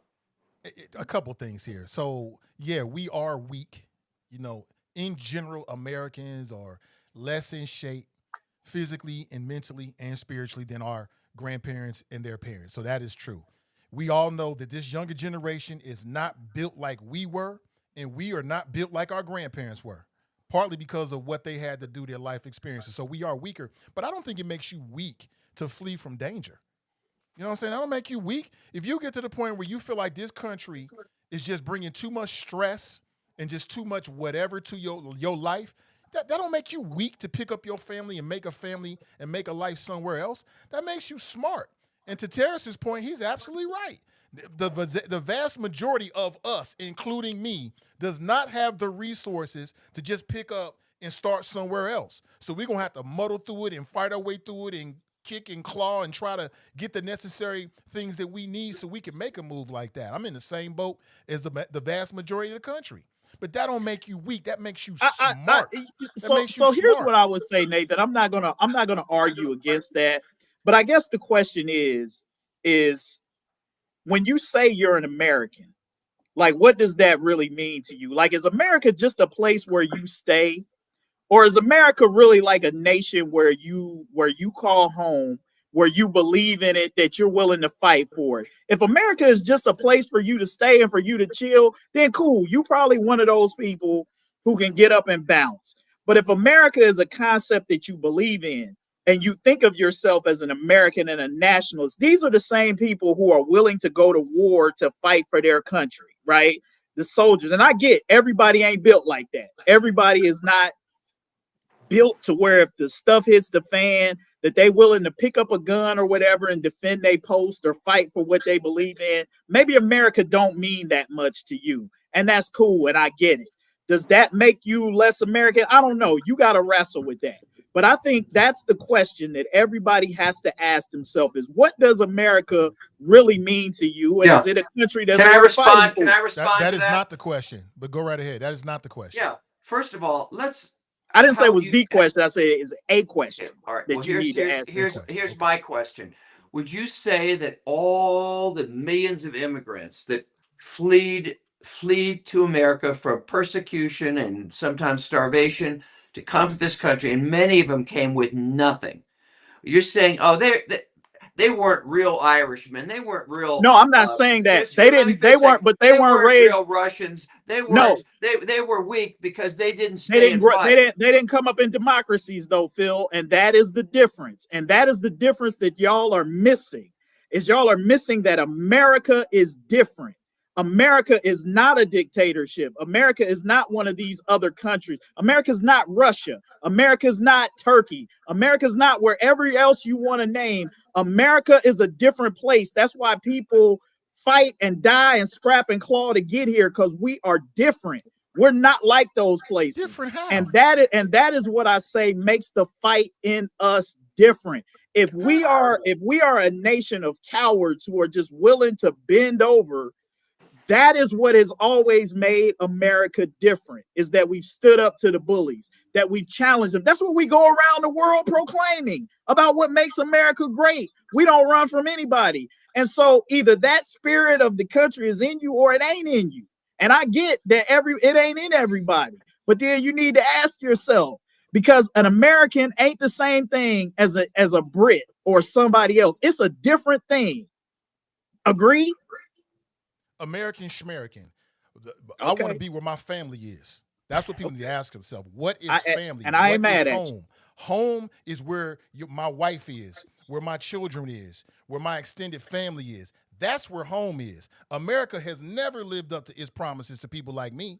So if through forces and a multitude of circumstances that are outside of what I thought was best have happened, that put this country on a road that makes people feel like they don't want to be here no more, then take your family and go somewhere else and create a new family. May I say a historic? Let's throw in a historical. But I guess my thing, the question I would ask is this: is that again, if America is so bad and it wouldn't be worth fighting for, then why don't these same people just pick up and move right now? They can't afford it. Okay, I'm going to answer that question. No, I'm going to answer that question. Historically, if you go back, and I know when you start making parallels with the Nazis and all, I know that I'm not saying it's the same situation. However, we can learn some things from history. When the Nazis came to power, it was possible for some number of years for Jewish people to leave. In fact, they wanted them to leave initially. Okay. Now, and there were a lot of Jewish people that left, okay, and it wasn't because they were weak or unpatriotic. It was because they saw where things were going. They were smart. The ones who were not smart, the ones who were not smart, or at least didn't see what was going on, was, oh, it'll wash over. It's just another political. It'll wash over. And all I'm saying is that it isn't. You're right, Kevin. This country today, even with Trump, is not like Russia or those other countries. Totally agree. But the question that I'm posing is, if we see the way things are going, and let's say they continue to go in that way, at some point, do we make a decision for the protection of our loved ones? Hey, I see what's happening. We need to get out. That's subjective, because my family, and I can say my family is not going anywhere. And I'm one of those people who will fight. I'll fight. My kids will fight for this country. We're not going nowhere. And I'm not scared of Donald Trump. Is going to, in any of his policies or anything that Donald Trump has in his agenda for the next 3 years, that is going to do anything except prosper my family. There's a way to look at things, and there's different connotations. You can look at Donald Trump and his presidency and all his orangeness and all his white supremacy and look at it away, but I'm going to position myself and my family in a way to prosper right here in the United States of America. So when he's gone and he's forgotten about and there's presidents after him, I'm not going to sit here and talk about what Donald Trump stifled my family and had me thinking about leaving. He's just another president. And I don't see why we give, as America, him that much power over us and make us leave this country. But I'm saying, you ask the question, with me and my family, we're staying and fighting. You are clearly not a federal worker. If you were a federal worker, my brother's a federal worker. And I think I've talked about this a couple of times. My brother's a federal worker, and you know what? Hold on. I'll tell you. They were supposed to fire him March 13th. But they keep coming up. Well, no, I was last time on the show and we talked about my brother being a federal employee working for the federal government. They were supposed to fire him in February, but they keep coming up with money for him. They keep following him. He's supposed to get fired tomorrow, but I guarantee you they're going to keep finding money for him because it's a scare tactic. And he's like, oh, I'm gonna lose my job, but he don't care. He's like one of those people who will move to Thailand and not have to worry about anything because he's made good financials. He's not worried. I think that's why I think the most majority of America should be quit worrying about Donald Trump. I think we should move past Donald Trump. I'll keep saying that on this program because y'all give him way too much credit. If this man will make you guys pick up and leave this country, I don't get it. There's not a person on this earth. I'm like Kevin, they'll take me out in a body bag before they make me leave this country. That sounds real good while we sitting here, and I hope we never get to that point, and I hope your brother doesn't lose his job. But some people are scared, so scared that they're actually having serious health effects, side effects to their health. Check out this clip for me real quick, and then I want to get your thoughts about it on the other side. Here it is. There, check it out. A federal worker who died at her job 2 months ago believes her stress and uncertainty about the current White House administration's sweeping overhaul of federal agencies contributed to your loved one's death. Ms. Lockett died on the 18th of February at a job at SSA, Social Security Administration. She was on the campus just outside of Baltimore. She walked into the building, fell asleep at her desk, never woke up. That's according to a police report cited by CNN. So this clip is from Dr. Rashad Ritchie. He's with the Young Turks Network. He does an excellent job if people want to check him out. But he goes on to talk about, her name was Monique Lockett, and she passed away a couple of months ago. And her family said she had some pre-existing conditions, but she was really, really worried about what Trump and Doge was doing. She worried about her job. She worried about the job security of the people around her. But she also worried about the work that she was doing. From interviews I saw with her, or at least secondhand commentary about an interview that her daughter did and also posted on Facebook. Her daughter felt like she was working on some very sensitive things for the federal government and was worried about what was going to happen with that work next. So, like I said, there's a lot of people under stress. I did a quick Google search, and it's a real thing. There's a lot of people stressed out, not just federal workers, but primarily federal workers because of the uncertainty. And if you have children, and you pay bills and you're on your own and nobody's taking care of you if you don't take care of you, we all know that can be a very, very high stress thing. High stress along with some combination of other factors, but stress alone in some cases can kill you. But I want to get your thoughts on it. Like I said, if people want to get away from that, I don't have a problem with it. If you got the resources and you don't want to deal with this BS that Trump is doing and MAGA's doing and all this kind of stuff and cut, and no empathy, no compassion, you want to be somewhere else, you should do it. So you don't end up like this woman. But what do you think? Yeah, first thing, condolences to her family, and that's a horrible thing.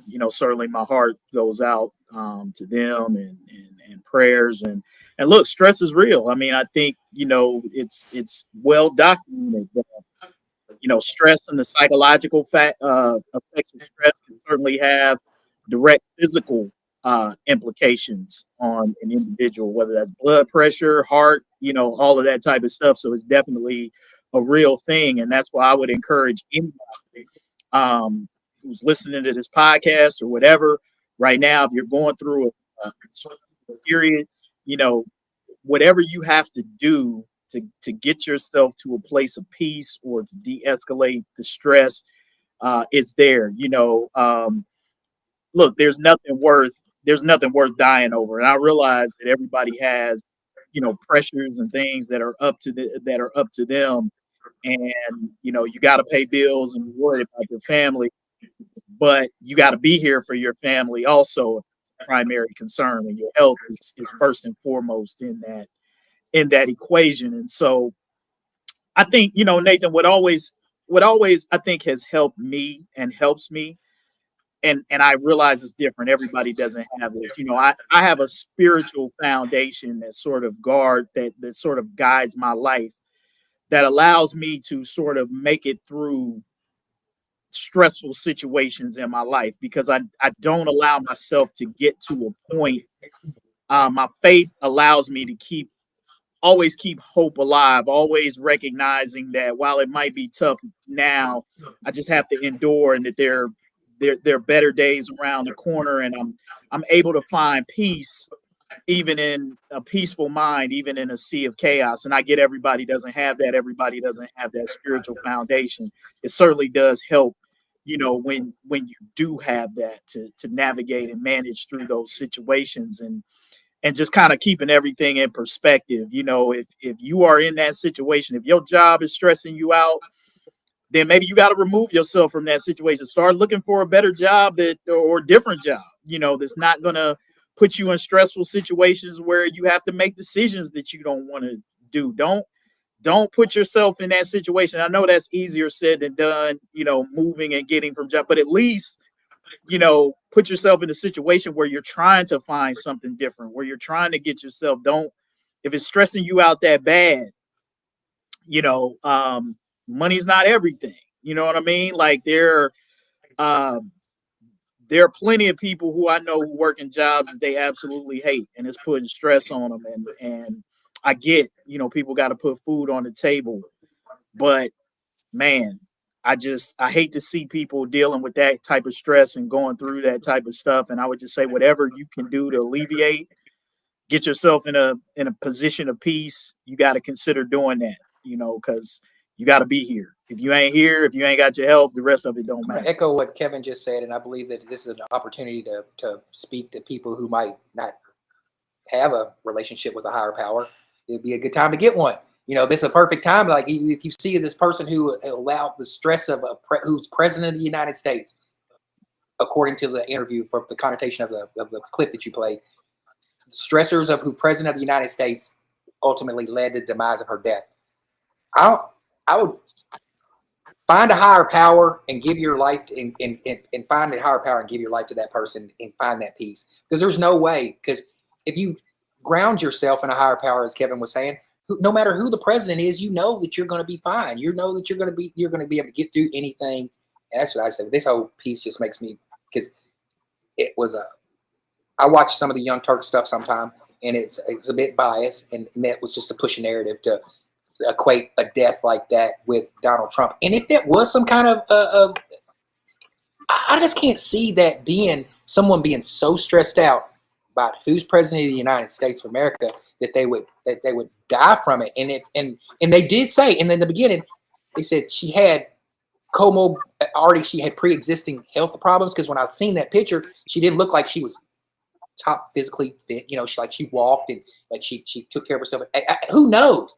So there could be and I'm saying that, I'm not saying that in an unsympathetic way. I'm saying that as a person who has lost four friends in COVID, during COVID, and what if they would have took the vaccine? What if they would have not had sleep apnea? What if they would have, there's certain pre-existing things that caused them to pass away.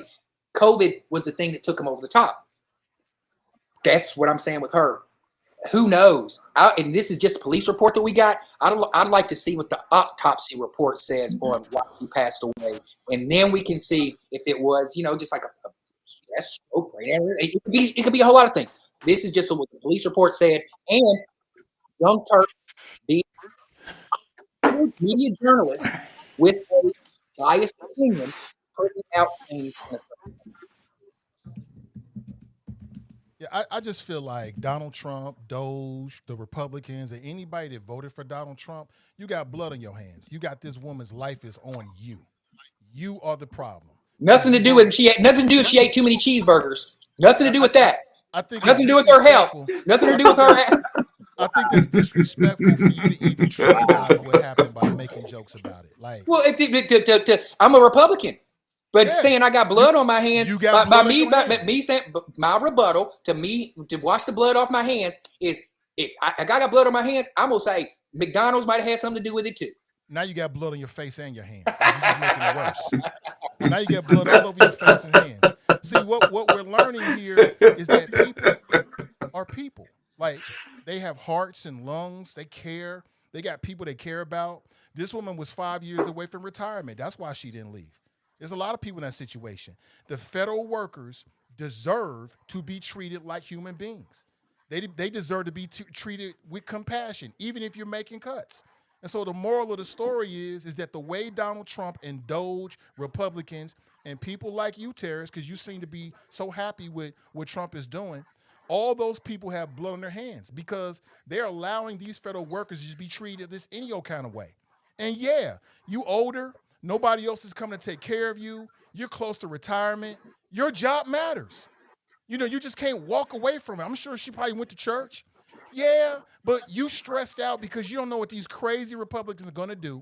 You're just cutting people with no notifications, giving people bad reviews as they walk out the door to justify it. Like, the whole way they have done this has been disrespectful to people that are federal workers on all levels. Is disrespectful.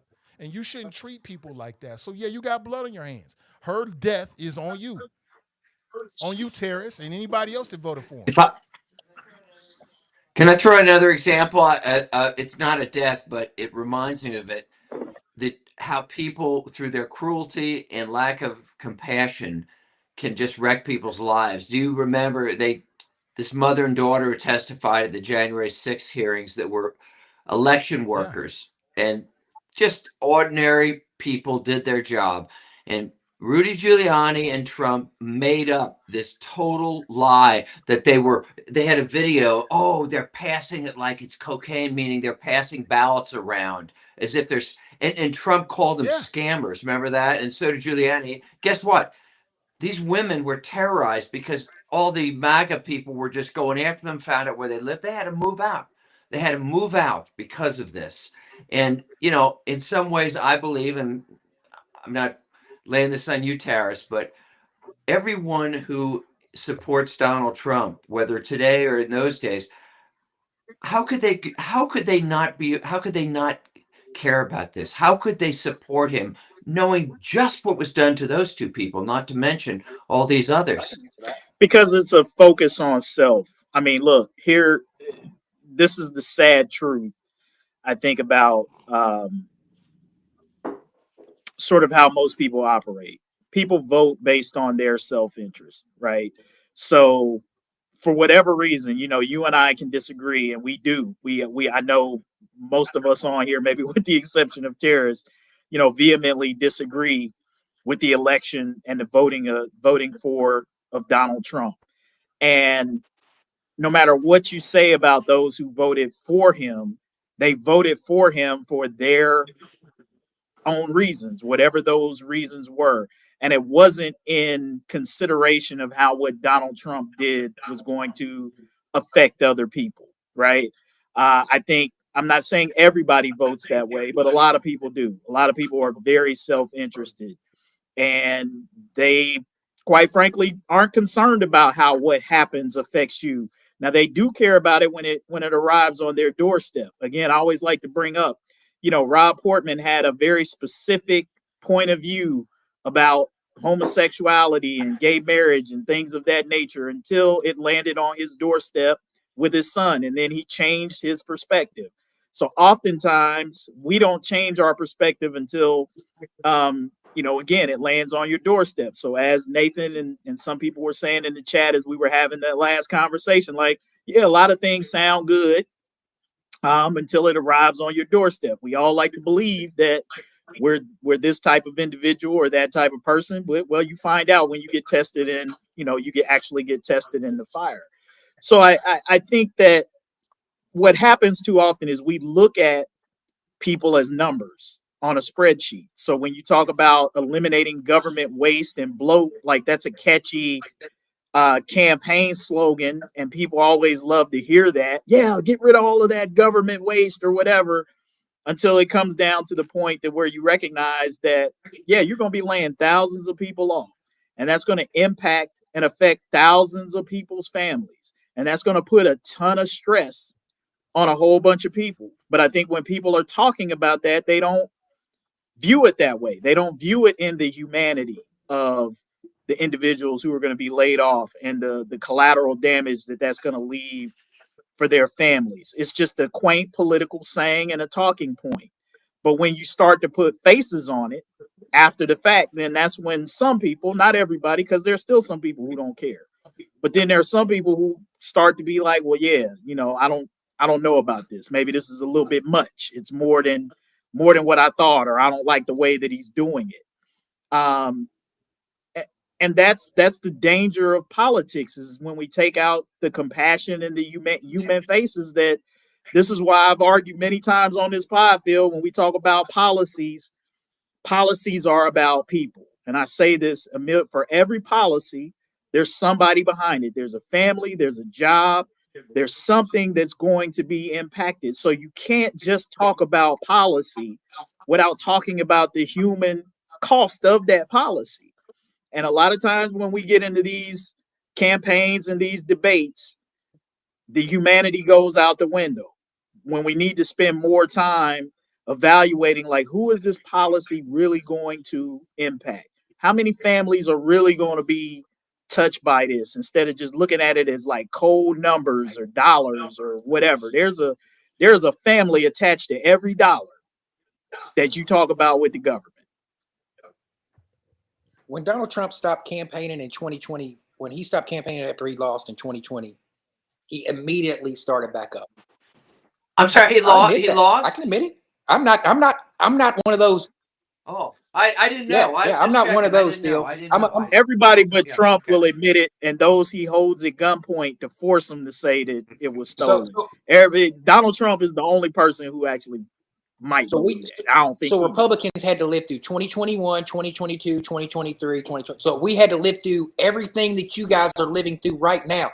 The mass immigration, the immigration policies that it's kind of subjectively, we had to live through the mass immigration, open borders. We had to live through all the stuff that we did not like that Biden did up until this election. And then the Democratic Party put a candidate up that they did that couldn't beat Donald Trump. So my question, you guys keep asking about Donald, how long are the Democrats still going to be Donald Trump deranged and still let him control your head instead of trying to find a candidate to beat the next Republican? I know that like Donald Trump is a polarizing figure, But as long as he keeps the control of the Democratic Party, I mean, Martin Luther King was Martin Luther King. And Martin Luther King was manipulated by the press, just like Donald Trump is being manipulated by the press. And when are we going to get when are we get I feel sorry. I mean, when I'm on these podcasts, not feel sorry. I don't say that. I am concerned with the direction of the Democratic Party as a whole. As a whole. Whenever you guys still can concentrate on Donald Trump after he won this election, and then you guys, in your best candidate that you guys are going to put up is AOC or Kamala Harris, and Stephen A. Smith is in the conversation of doing exploratory. That's my concern with the Democratic Party, guys. And I'll say that every time I'm on there. You guys, if I were you guys, I'd be talking about not Donald Trump. He'd be the last thing I'd be talking about. I would be thinking about who are we going to get to rebound this Democratic Party that's numbers keep dwindling every day. And you guys talk as if you guys are the majority of the, like when we're on this programming, you guys talk as if you guys are the majority and you guys. I'm not a Democrat. Yes, you're a rhino. I'm a Republican. Because okay. This is what Kevin Gordon said. Oh, I'm not a real Republican because I'm opposed to Donald Trump. I support free trade. I support standing up to dictators. I support getting rid of deficits, but which are much more conservative than anything Donald Trump stands for. It's the complete opposite. Oh, but because I am against Donald Trump, that makes me a liberal or a Democrat. I don't support Donald Trump, but I'm not sitting here Donald Trump deranged. I don't support him, but I know that he was necessary. He was necessary to defeat the Democratic Party and the direction the Democratic Party was taking us into with the Biden and Harris campaign. They want us to have no. I'm very pleased in Donald Trump winning and the direction that he's taking this country. And for the next 4 years, then he'll be gone. And if I was the Democratic Party, I'd be trying to concentrate on finding a person that can beat the next candidate instead of concentrating on Donald Trump. And Tarris, there are people in the Democrat Party whose job it is to do just that. And there are candidates on the horizon who are emerging. Oh. But you know what? This is really about Monique Lockett, this black woman right here, who was 5 years away from retirement. That means she put in a good 20, 25 years for the federal government, working hard. And because of the decisions and the actions that Donald Trump's policies have made, it put this woman and a lot of women like her in a really bad situation. And that, I don't want to bury the lead. The lead is that these federal workers are under distress. They need our help, our empathy. They are dealing with a situation that was no fault of their own in some cases. Some of these folks voted for Trump. Now they're surprised they're getting fired. But for those who didn't, and even those who did on some levels, they did not deserve to be treated this way. We should be having a national conversation about how we treat workers, even workers that we're going to terminate. That should be the national conversation. And I don't want to let you sidetrack us. You was doing a good job there to try to sidetrack us into talking about Donald Trump and who's going to run as the next Democrat. Nah. This is about her. This woman who, no fault of her own, found herself in a circumstance where she is afraid for her job. And if you've ever been there before, that is a terrible feeling. That is a terrible feeling. Not Nathan, if you're going to have a paycheck in a month, Nathan, and nobody else is going to take care of you. And during the pandemic, and you don't qualify at this point. You ain't never been unemployed before, and you've never been on welfare before. Like during the pandemic, I didn't have a job. Let me sorry. finish, Tarris. We are just overlooking the plight of tens of thousands of workers and what they're going through. And I just want to take a second to just focus on them. But go ahead, Tarris. I was gonna say you're making a. Only reason I responded that way is because you said I had blood on my hands, and I was like, I don't have no blood on my hand. No, I don't. And you're saying because somebody is going through this uncertainty for less than 100 days. Anecdotally and personally, when the COVID happened, I wasn't allowed to work for 6 months. I couldn't cut hair. They shut us down. To this though. Oh my God! You're taking away someone's ability to pursue happiness and to gain lawful, gainfully employed. They took my ability to be lawfully gainful. Nobody took anything from you. It was called a pandemic. So this What are is you called talking about? Donald Trump. So why y'all? If Donald Trump, this lady did not. Donald Trump is not responsible for this lady's death. If the pandemic wasn't responsible for me not being able to pursue my be gainfully employed, I had to False sit on my equivalency. hands, and I didn't. I had to sit on my hands. You said if the federal workers are concerned with where their next paycheck's coming from, how they're going to Yeah. take care of their family. We had to all go through that before during the pandemic. Everybody in my field of barbering, in the barbering boards, barbers, legal barbers, had to sit down where we were making hundreds of dollars a day, taking care of our family. You Some were still people, cutting hair. Stop it. Quit lying. You was the underground cutting hair. Quit lying. Because I know she plenty could have of been, barbers. she Y'all could was have been still cut. She cutting could have hair. been. Stop it. Okay, You was still you're cutting saying hair. it's false equivalencies, but I'm bringing up very valid comparisons about There is someone no losing their comparison livelihood, and being strong enough to make it through it, and then someone losing their You livelihood didn't on a lose your presumed. livelihood because you were still cutting people's hair. I was Quit not in lying. I was not cutting people's hair. Yes, you were. Yes, you were. All was the not. barbers were still doing what they had to do. You had people coming to the house with a mask Tarris, on. I am and you were still shocked. Were cutting you hair. working on the black? Hold it. Were you working on the black market? Is Yeah, that you what was you're cutting saying? I hair had to outside sell. I had the to sell. bar. I had to Working sell on the hand black market? sanitizer refills to make money, and it's documented. All of us. I had to make hand sanitizer and take them to the flea markets in Covington at the Covington flea markets to Yeah. sell them to pay my rent. Right. I promise you. Right. Man, you was recycling a whole lot of hand Yeah, and you was sanitizer cutting there, hair on the huh? side too. Quit. Stop it. All the barbers were. And the nail techs, they were still doing their job. Please.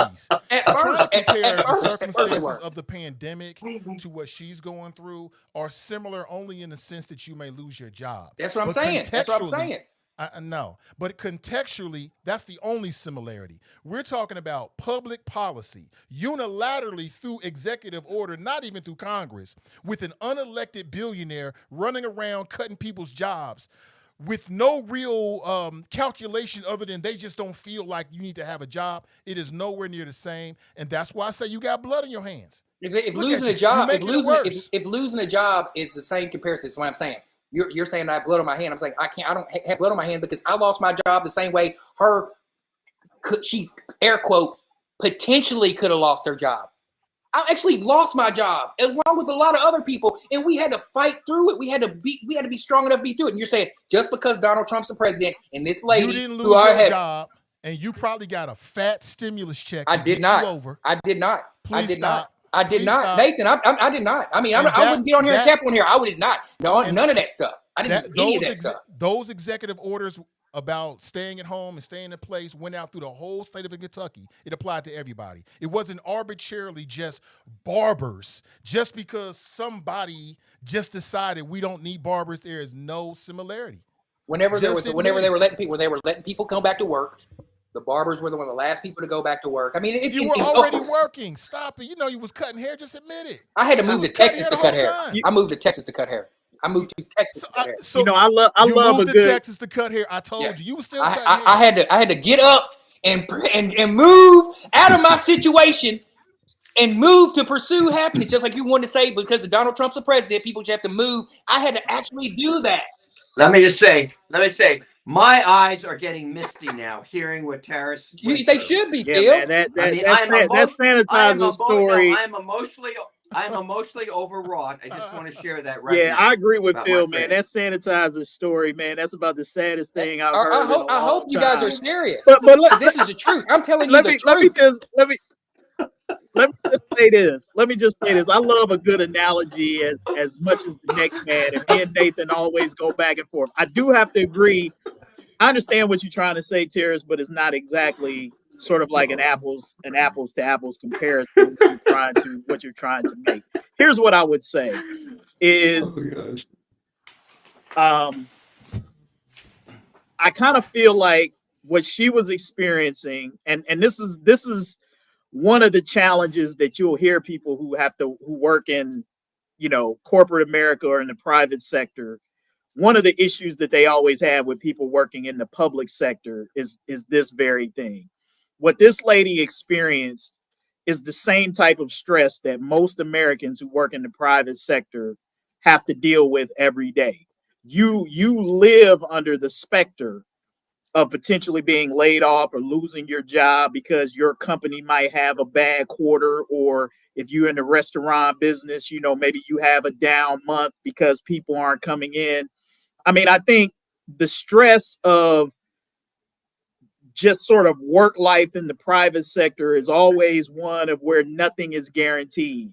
Typically, federal jobs have been pretty much reliable over the I'll give you years. that. You're not subject to the same sort of corporate pressures that the Same with city and state yeah jobs, I would say too, that the average American has to deal with. So and good yeah, benefits. so living under the stress and pressure of getting laid off by your corporate boss is something that most of us have to deal with. You know, I used to have a joke that I would say that I work under a series of 1-year contracts, you know, at the Inquirer, because you never know from 1 year to the next how the industry is going to go and how things are going to be. And so you kind of start to measure your future in 6 months increments. You know, like, okay, I made it through this 6 months. Okay, I made it through the end of the year. Maybe now next year it'll be good. I think what you develop in that over time is coping mechanisms. You either got you some plan B's lined up, or you begin to learn how to not allow that level of stress to take you to a place where it impacts your health. You almost have to develop that. So I think that not being insensitive to the lady or saying anything that you're saying is wrong. I don't know that I would go so far as to say, you know, to put blood on anyone's hands, but I would say that most Americans, probably the vast majority of Americans, sort of live under that daily stress and pressure that some of these federal employees are kind of just now experiencing because of Doge and Donald Trump. I'm not saying it's right what they're doing. I'm just saying most Americans, this is the reality for most Americans And every that's what I was saying too, because and I'll not say anything after this one about this. During the COVID, these people, these federal law people that were employees that got laid off, they got paychecks. They still got their pay. They had to stay in their house and not do anything and not have to work or work from home. Us in the service industry, barbers, servers, people that work in the restaurants, we got nothing.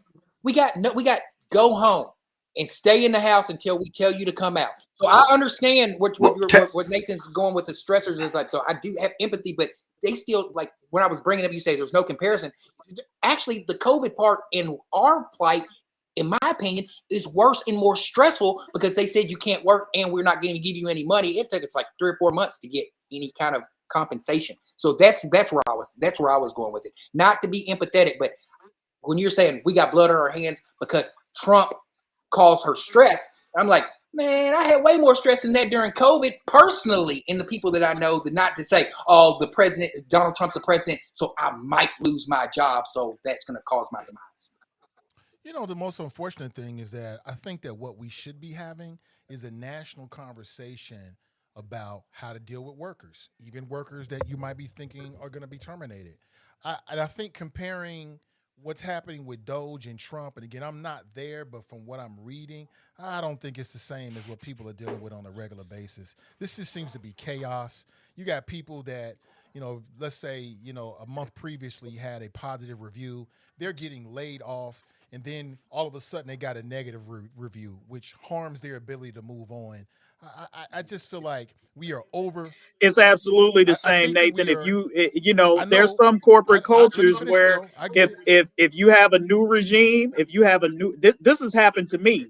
If you have a new regime that comes in and they take over, you can be in good standing with the old regime, but if they got a different way and a different look at how they want to do things, you can quickly find yourself on the opposite end, being characterized in a way that you had never been characterized in your entire That is true. career. So it's not that I get it, because we're looking at it from a political lens. And this is why I say that I'm most not people in looking the at it from private political lens, sector though. probably are not, are not, that you don't feel bad for the woman and the stress that these people are operating under. But I'm saying, if you've been in the private sector and you worked in corporate America, Donald Trump's election is no different than if your company gets taken over by somebody else, and they've cut entire departments, entire uh top executive level people, moved them out and brought in their own people. So yes, I get where you're coming from because we're talking about this politically, and I'm it's not and it's looking at it Donald politically, Trump, though. and I'm not arguing about the chaos, but what I'm saying is that what's happening is not uncommon to what happens every day if you work in corporate Yeah, America. but not even corporate America. You could work for like a mom and pop outfit, and the same thing could happen to you. But so no, this isn't the lens. And the point I'm trying to make is that what's sad to me is we should be having a national conversation about how we treat workers, even workers that might be terminated, and the rights and the tactics that we use to unemploy somebody. And I do think that we're glossing over because of some of the similarities you talked about, Kevin. I think we're glossing over how this is unusually different. Like, I think what you're saying threatens to normalize the tactics that we see Trump and Doge using with these individuals. And I've never seen that quite before. And I think it's unusual, and I think it's unique, and I think we're glossing over it as a national story. I think what this woman is dealing with is unusual in a lot of different ways. From a government I mean, perspective, period. from a government, and that's the point. That's the just point. No, period. it's not. No, it's not. That's where I'm saying where I kind of agree with what Tarris is saying is from a government perspective, it is unusual because you don't tend to see this type of bloodletting in the public space of government because they don't look. That's been one of the criticisms of government is government tends to grow, it doesn't shrink. People get federal jobs and they typically don't lose them. You typically hang on to those jobs for a long time. And I started my comments by saying, like, that's the rub that a lot of Americans have with the public sector is they enjoy a level of job security that the average American does not. And so the type of bloodletting that you're seeing, and look, like I said, I've worked in places where there's been just as much chaos, where you have a CEO or a president of the country who's a company who might be just as crazy as Donald Trump, and they come in and they just start lopping heads and they just start getting, and they don't give a damn. They cut you at Christmas, they cut you on your birthday, they don't care. And they don't have any tact about how they do it. They'll have security escort you out with your little box of stuff, right? Like this is the reality of what corporate America is. It's cold, bro. It is cold. It is Donald Trump. In fact, Donald Trump comes from that type of corporate background, which is probably why he's so comfortable doing it on the government level, because that's how corporate America typically tends to work. So again, I don't disagree with you that there shouldn't be a conversation about how do we treat workers and how do we deal with those situations. But what I'm saying is that the majority of Americans, this ain't new to them. This new to you if you work in government, but if you work out in corporate America, this ain't new to you, because there are probably a lot of people that have been treated just like and felt the stress and have been treated just like this woman has been working in the private sector, and they like, didn't nobody care about the stress that I was under? Wasn't no news stories written about that, but because it's government and because it's Trump, it's a big deal. Well, it wouldn't matter who it was, Trump or Biden, whoever. I mean, these type of tactics need to be called off. They need to be called out for what they are. Anti-worker, I think it's inhumane, quite honestly. I think no matter where you work, there should be a minimum standard in terms of how you're dealt with, even if you're going to be unemployed, which is my point.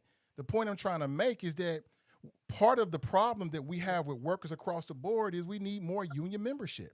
Now, as I understand it, many of these individuals, some of this stuff is going to get caught up in lawsuits because they may have some union backing. But that's the real issue here. Like, workers across the board need to have union membership that protects their rights so that even if there is a regime change or a CEO change, you can still be dealt with in a humane way vis-a-vis what you brought to the table, even if you're going to be unemployed. And that is my point.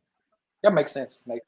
Yeah, but Phil don't want unions. Phil's not a union guy, and there's a lot of people who don't like unions for that very reason. That's not the only Republican thing about it. Man, because this is what Phil hates about the public education system. It's those damn teachers unions that make it impossible to improve the school district. Phil, I And like because pick on good it's not old easy. Phil. It's Let's not pick on easy to Phil. fire. Yeah, It's not easy to fire and get rid of all of these teachers that we want to get rid of, because they have unions who have contracts and rules and things that you have to follow, so you can't mistreat workers. Look, Republicans have gone out of their way to erode workers' rights and give all of the power to employers, so that you have no rights basically as a worker. They can make you work 80 hours consecutively, right, or whatever it is, without giving you a break, because you have no rights as a worker in the state of Ohio, because Republicans have eroded that down, and they want to bust unions and do all of these types of things to get, because the powerful business lobby don't want you to have no workers' rights. They want to be able to treat you how they want to treat you. They want to be able to let you go without cause and to do all of that if it's necessary to enrich them and build up their pocketbooks, and the worker becomes the villain. Let me just say, yeah, I'm no fan of teachers unions, but I will admit this: since the whole Trump era has come into play, I have become more respectful and appreciative for, again, not less teachers unions, but for most of the unions, because I do see them as a bit of a bulwark against. I was about to give you the benefit of the doubt, So Phil. I was like, that. you being against unions is about the most Republican thing I've ever heard you say, but you just ruined that when you back on the rhino train. But see, this is the power of this show and the power of perspective. See, it's even eroding some of those toxic mentalities that Phil had. He's starting to see what happens when you listen. When you listen, change happens. We're getting you, Phil, man. I'm turning you. You know something? I can't win. He's one guy is saying that I'm a traitor to my. Well, I've changed. He's convinced me. The other guy's saying I'm a traitor to the cause. I can't win here. The voice of reason. Kevin, you done a good job of being the voice of reason for me today, though, man. I couldn't articulate my thoughts well enough, but you came in and saved me a couple times. I appreciate that. If correct me if I'm wrong, hey, I'm is here the for federal you, government brother. the nation's largest employer? I don't think so. Federal and state. So I think so. Yeah, I don't one know. of them. I think Or so. or the military. I think Military, but that's federal. They were. They were. Phil said they were. Yeah. But you know what? So if you are one of the nations or top 3 in terms of being one of the largest employers of American workers, the way you treat those workers helps to set the standard for everybody else, right? Good point. And so, again, y'all can say it's the same. I just see them moving in a very capricious, callous, cold kind of way that don't even make sense. They fire people, then, oops, my bad, didn't mean to fire you, hire you back. You got private industry watching that like, yeah, well, if they can do it, we can do it too. It's just bad, bad, bad for workers. Workers matter. Whether they're federal workers or small business workers, they matter. You know, we're the lifeblood of this country. And so we should all stand up and defend the way that they are treated, whether they're unionized or non-unionized, in my opinion. Yeah, and typically, I mean, again, to my point, and typically the federal government, by and large, has treated their workforce better than corporate America has been. But the rub is, and this is the rub between corporate America and the federal government. That's why you always hear these candidates, primarily Republican candidates, who come in and say that the government needs to be run like a business, right? They'll say that, and that's one of the selling points that they'll say, because business does exactly what Doge and Donald Trump and them are doing. They go in, they look at the numbers. It don't matter, you know. They cut the fat. Don't matter how much you dilute the product or you take away from the customers. You know, I'm gonna put 20% less chips in the bag and 40% more air, right? And people will still go out and buy it, but it'll save us a buck. Corporate America does not think like the government. But there's an insistence in this country that it should. Some people, not everybody. And so what you're seeing right now is that prevailing thought of what government looks like when you run it like a business. It looks like this. I wouldn't ascribe such a noble virtue to what they're doing. I don't think there's anything noble at all. Oh, it's not noble. I wasn't ascribing. I didn't mean that. If that sounded noble, that wasn't what I was trying. That wasn't the tone I was trying to convey. To people that consume MAGA. That's what they're telling people. But I don't think they've got some kind of noble virtue. We're going to run government like a business. That's just the propaganda. I think they have a far more nefarious plot at hand, in my opinion. But that's just me. And I don't believe in that the government should be run as a business. It makes no sense whatsoever. It's ridiculous. Right, Phil? Absolutely, Nathan. I agree with everything you say. Right there, guys. I'm feeling good. I want the Maury Povich. By the way, Nathan, Porridge lie detector test, man. Where the results Nathan, on that? We need that run on field right there. Nathan, do you think you would mind just deleting the last couple sentences I said there? Just take it off the tape. It's live, would you mind? I really appreciate it. That's a promo for next show, actually. Our first promo. Oh, jeez. Well, just got a few minutes left, gosh. guys. I know Tarris and others have to jump off. I mean, speak now or forever hold your peace. Was there something that, very quickly, we'll say like 30 seconds or so for a quick flow? I got 30 seconds. All I can say is, Tarris, after listening to you, I will never look at a bottle of hand sanitizer the same again. And I was, honestly, I got 30 seconds. I was extremely honest about that COVID experience. I did have to sell hand sanitizer to make money for my kids. It's all documented. If you go to AskTarrisHorton.com, you can watch it all at my website. Honestly, they cut me off on cutting hair. I said, I'm going to make hand sanitizer refills. I went to homeless shelters and women's shelters and passed them out to the people. Me and Dr. James Weeks. Dr. That's James neat. Weeks. That's neat. We use Barbicide because Barbicide is 99%. It gets rid of all the germs. So we Barbicide-based hand sanitizer, and we passed them out to the city. And it was such a big hit that I was able to go to Covington Farmers Market and set up there, and people supported my business because they knew specifically that if I cut hair in that city, they were going to tell on me and I would lose my barber license. So people came out and supported me at the Covington Farmers Market in order for me to maintain my business until I was able to get the proper financing to take care of my family. True story. That's neat. That's a cool story. Cool story. Well, thank you so much. No, man, just wish everybody a good rest of the week. I will not be here on Friday. I will say that we're traveling to New York for the weekend, so I will be out of commission. But wish the rest of you all. Are you staying at the Plaza like you usually do? Waldorf Astoria. Yeah, Phil. that's right. I'm sorry. It's the Waldorf. I forget. Every time I'm there, this is my first time there. But every time I'm there, that's where I pull. That's where I pull up. Well, that means Nate asked who was snitching on barbers in Kentucky. Everybody. Nate, you come over and visit with me sometime. You'll understand. Like you'll understand. They said if I cut hair, they're going to take my license away from me, man. I'm telling you. I promise you. They told me straight up verbatim. Okay, I believe you, man. I believe you. No, Nate was in the car. He said, "Who's snitching on barbers?" Nate. Or Nat Turner. We'll be back next Tuesday, so 1 week from today. Oh man, that is hilarious. I found out that Raven was hospitalized within the last week or so. Yeah. So I just want to say prayers up to her. Wish her a speedy recovery. I don't know the details of why she was hospitalized, but she's one of us. She's one of the crew members, and just wanted to say that to everybody. So you can follow her on Facebook. I think she's on YouTube as well. Raven Monday. All right. Well, all right. With that, we'll be back with you. It sounds like in 1 week we'll be back again. We'll pick up the conversation next Tuesday. So have a good rest of your Tuesday and a good rest of your week, and we'll talk with you real soon. Take it easy.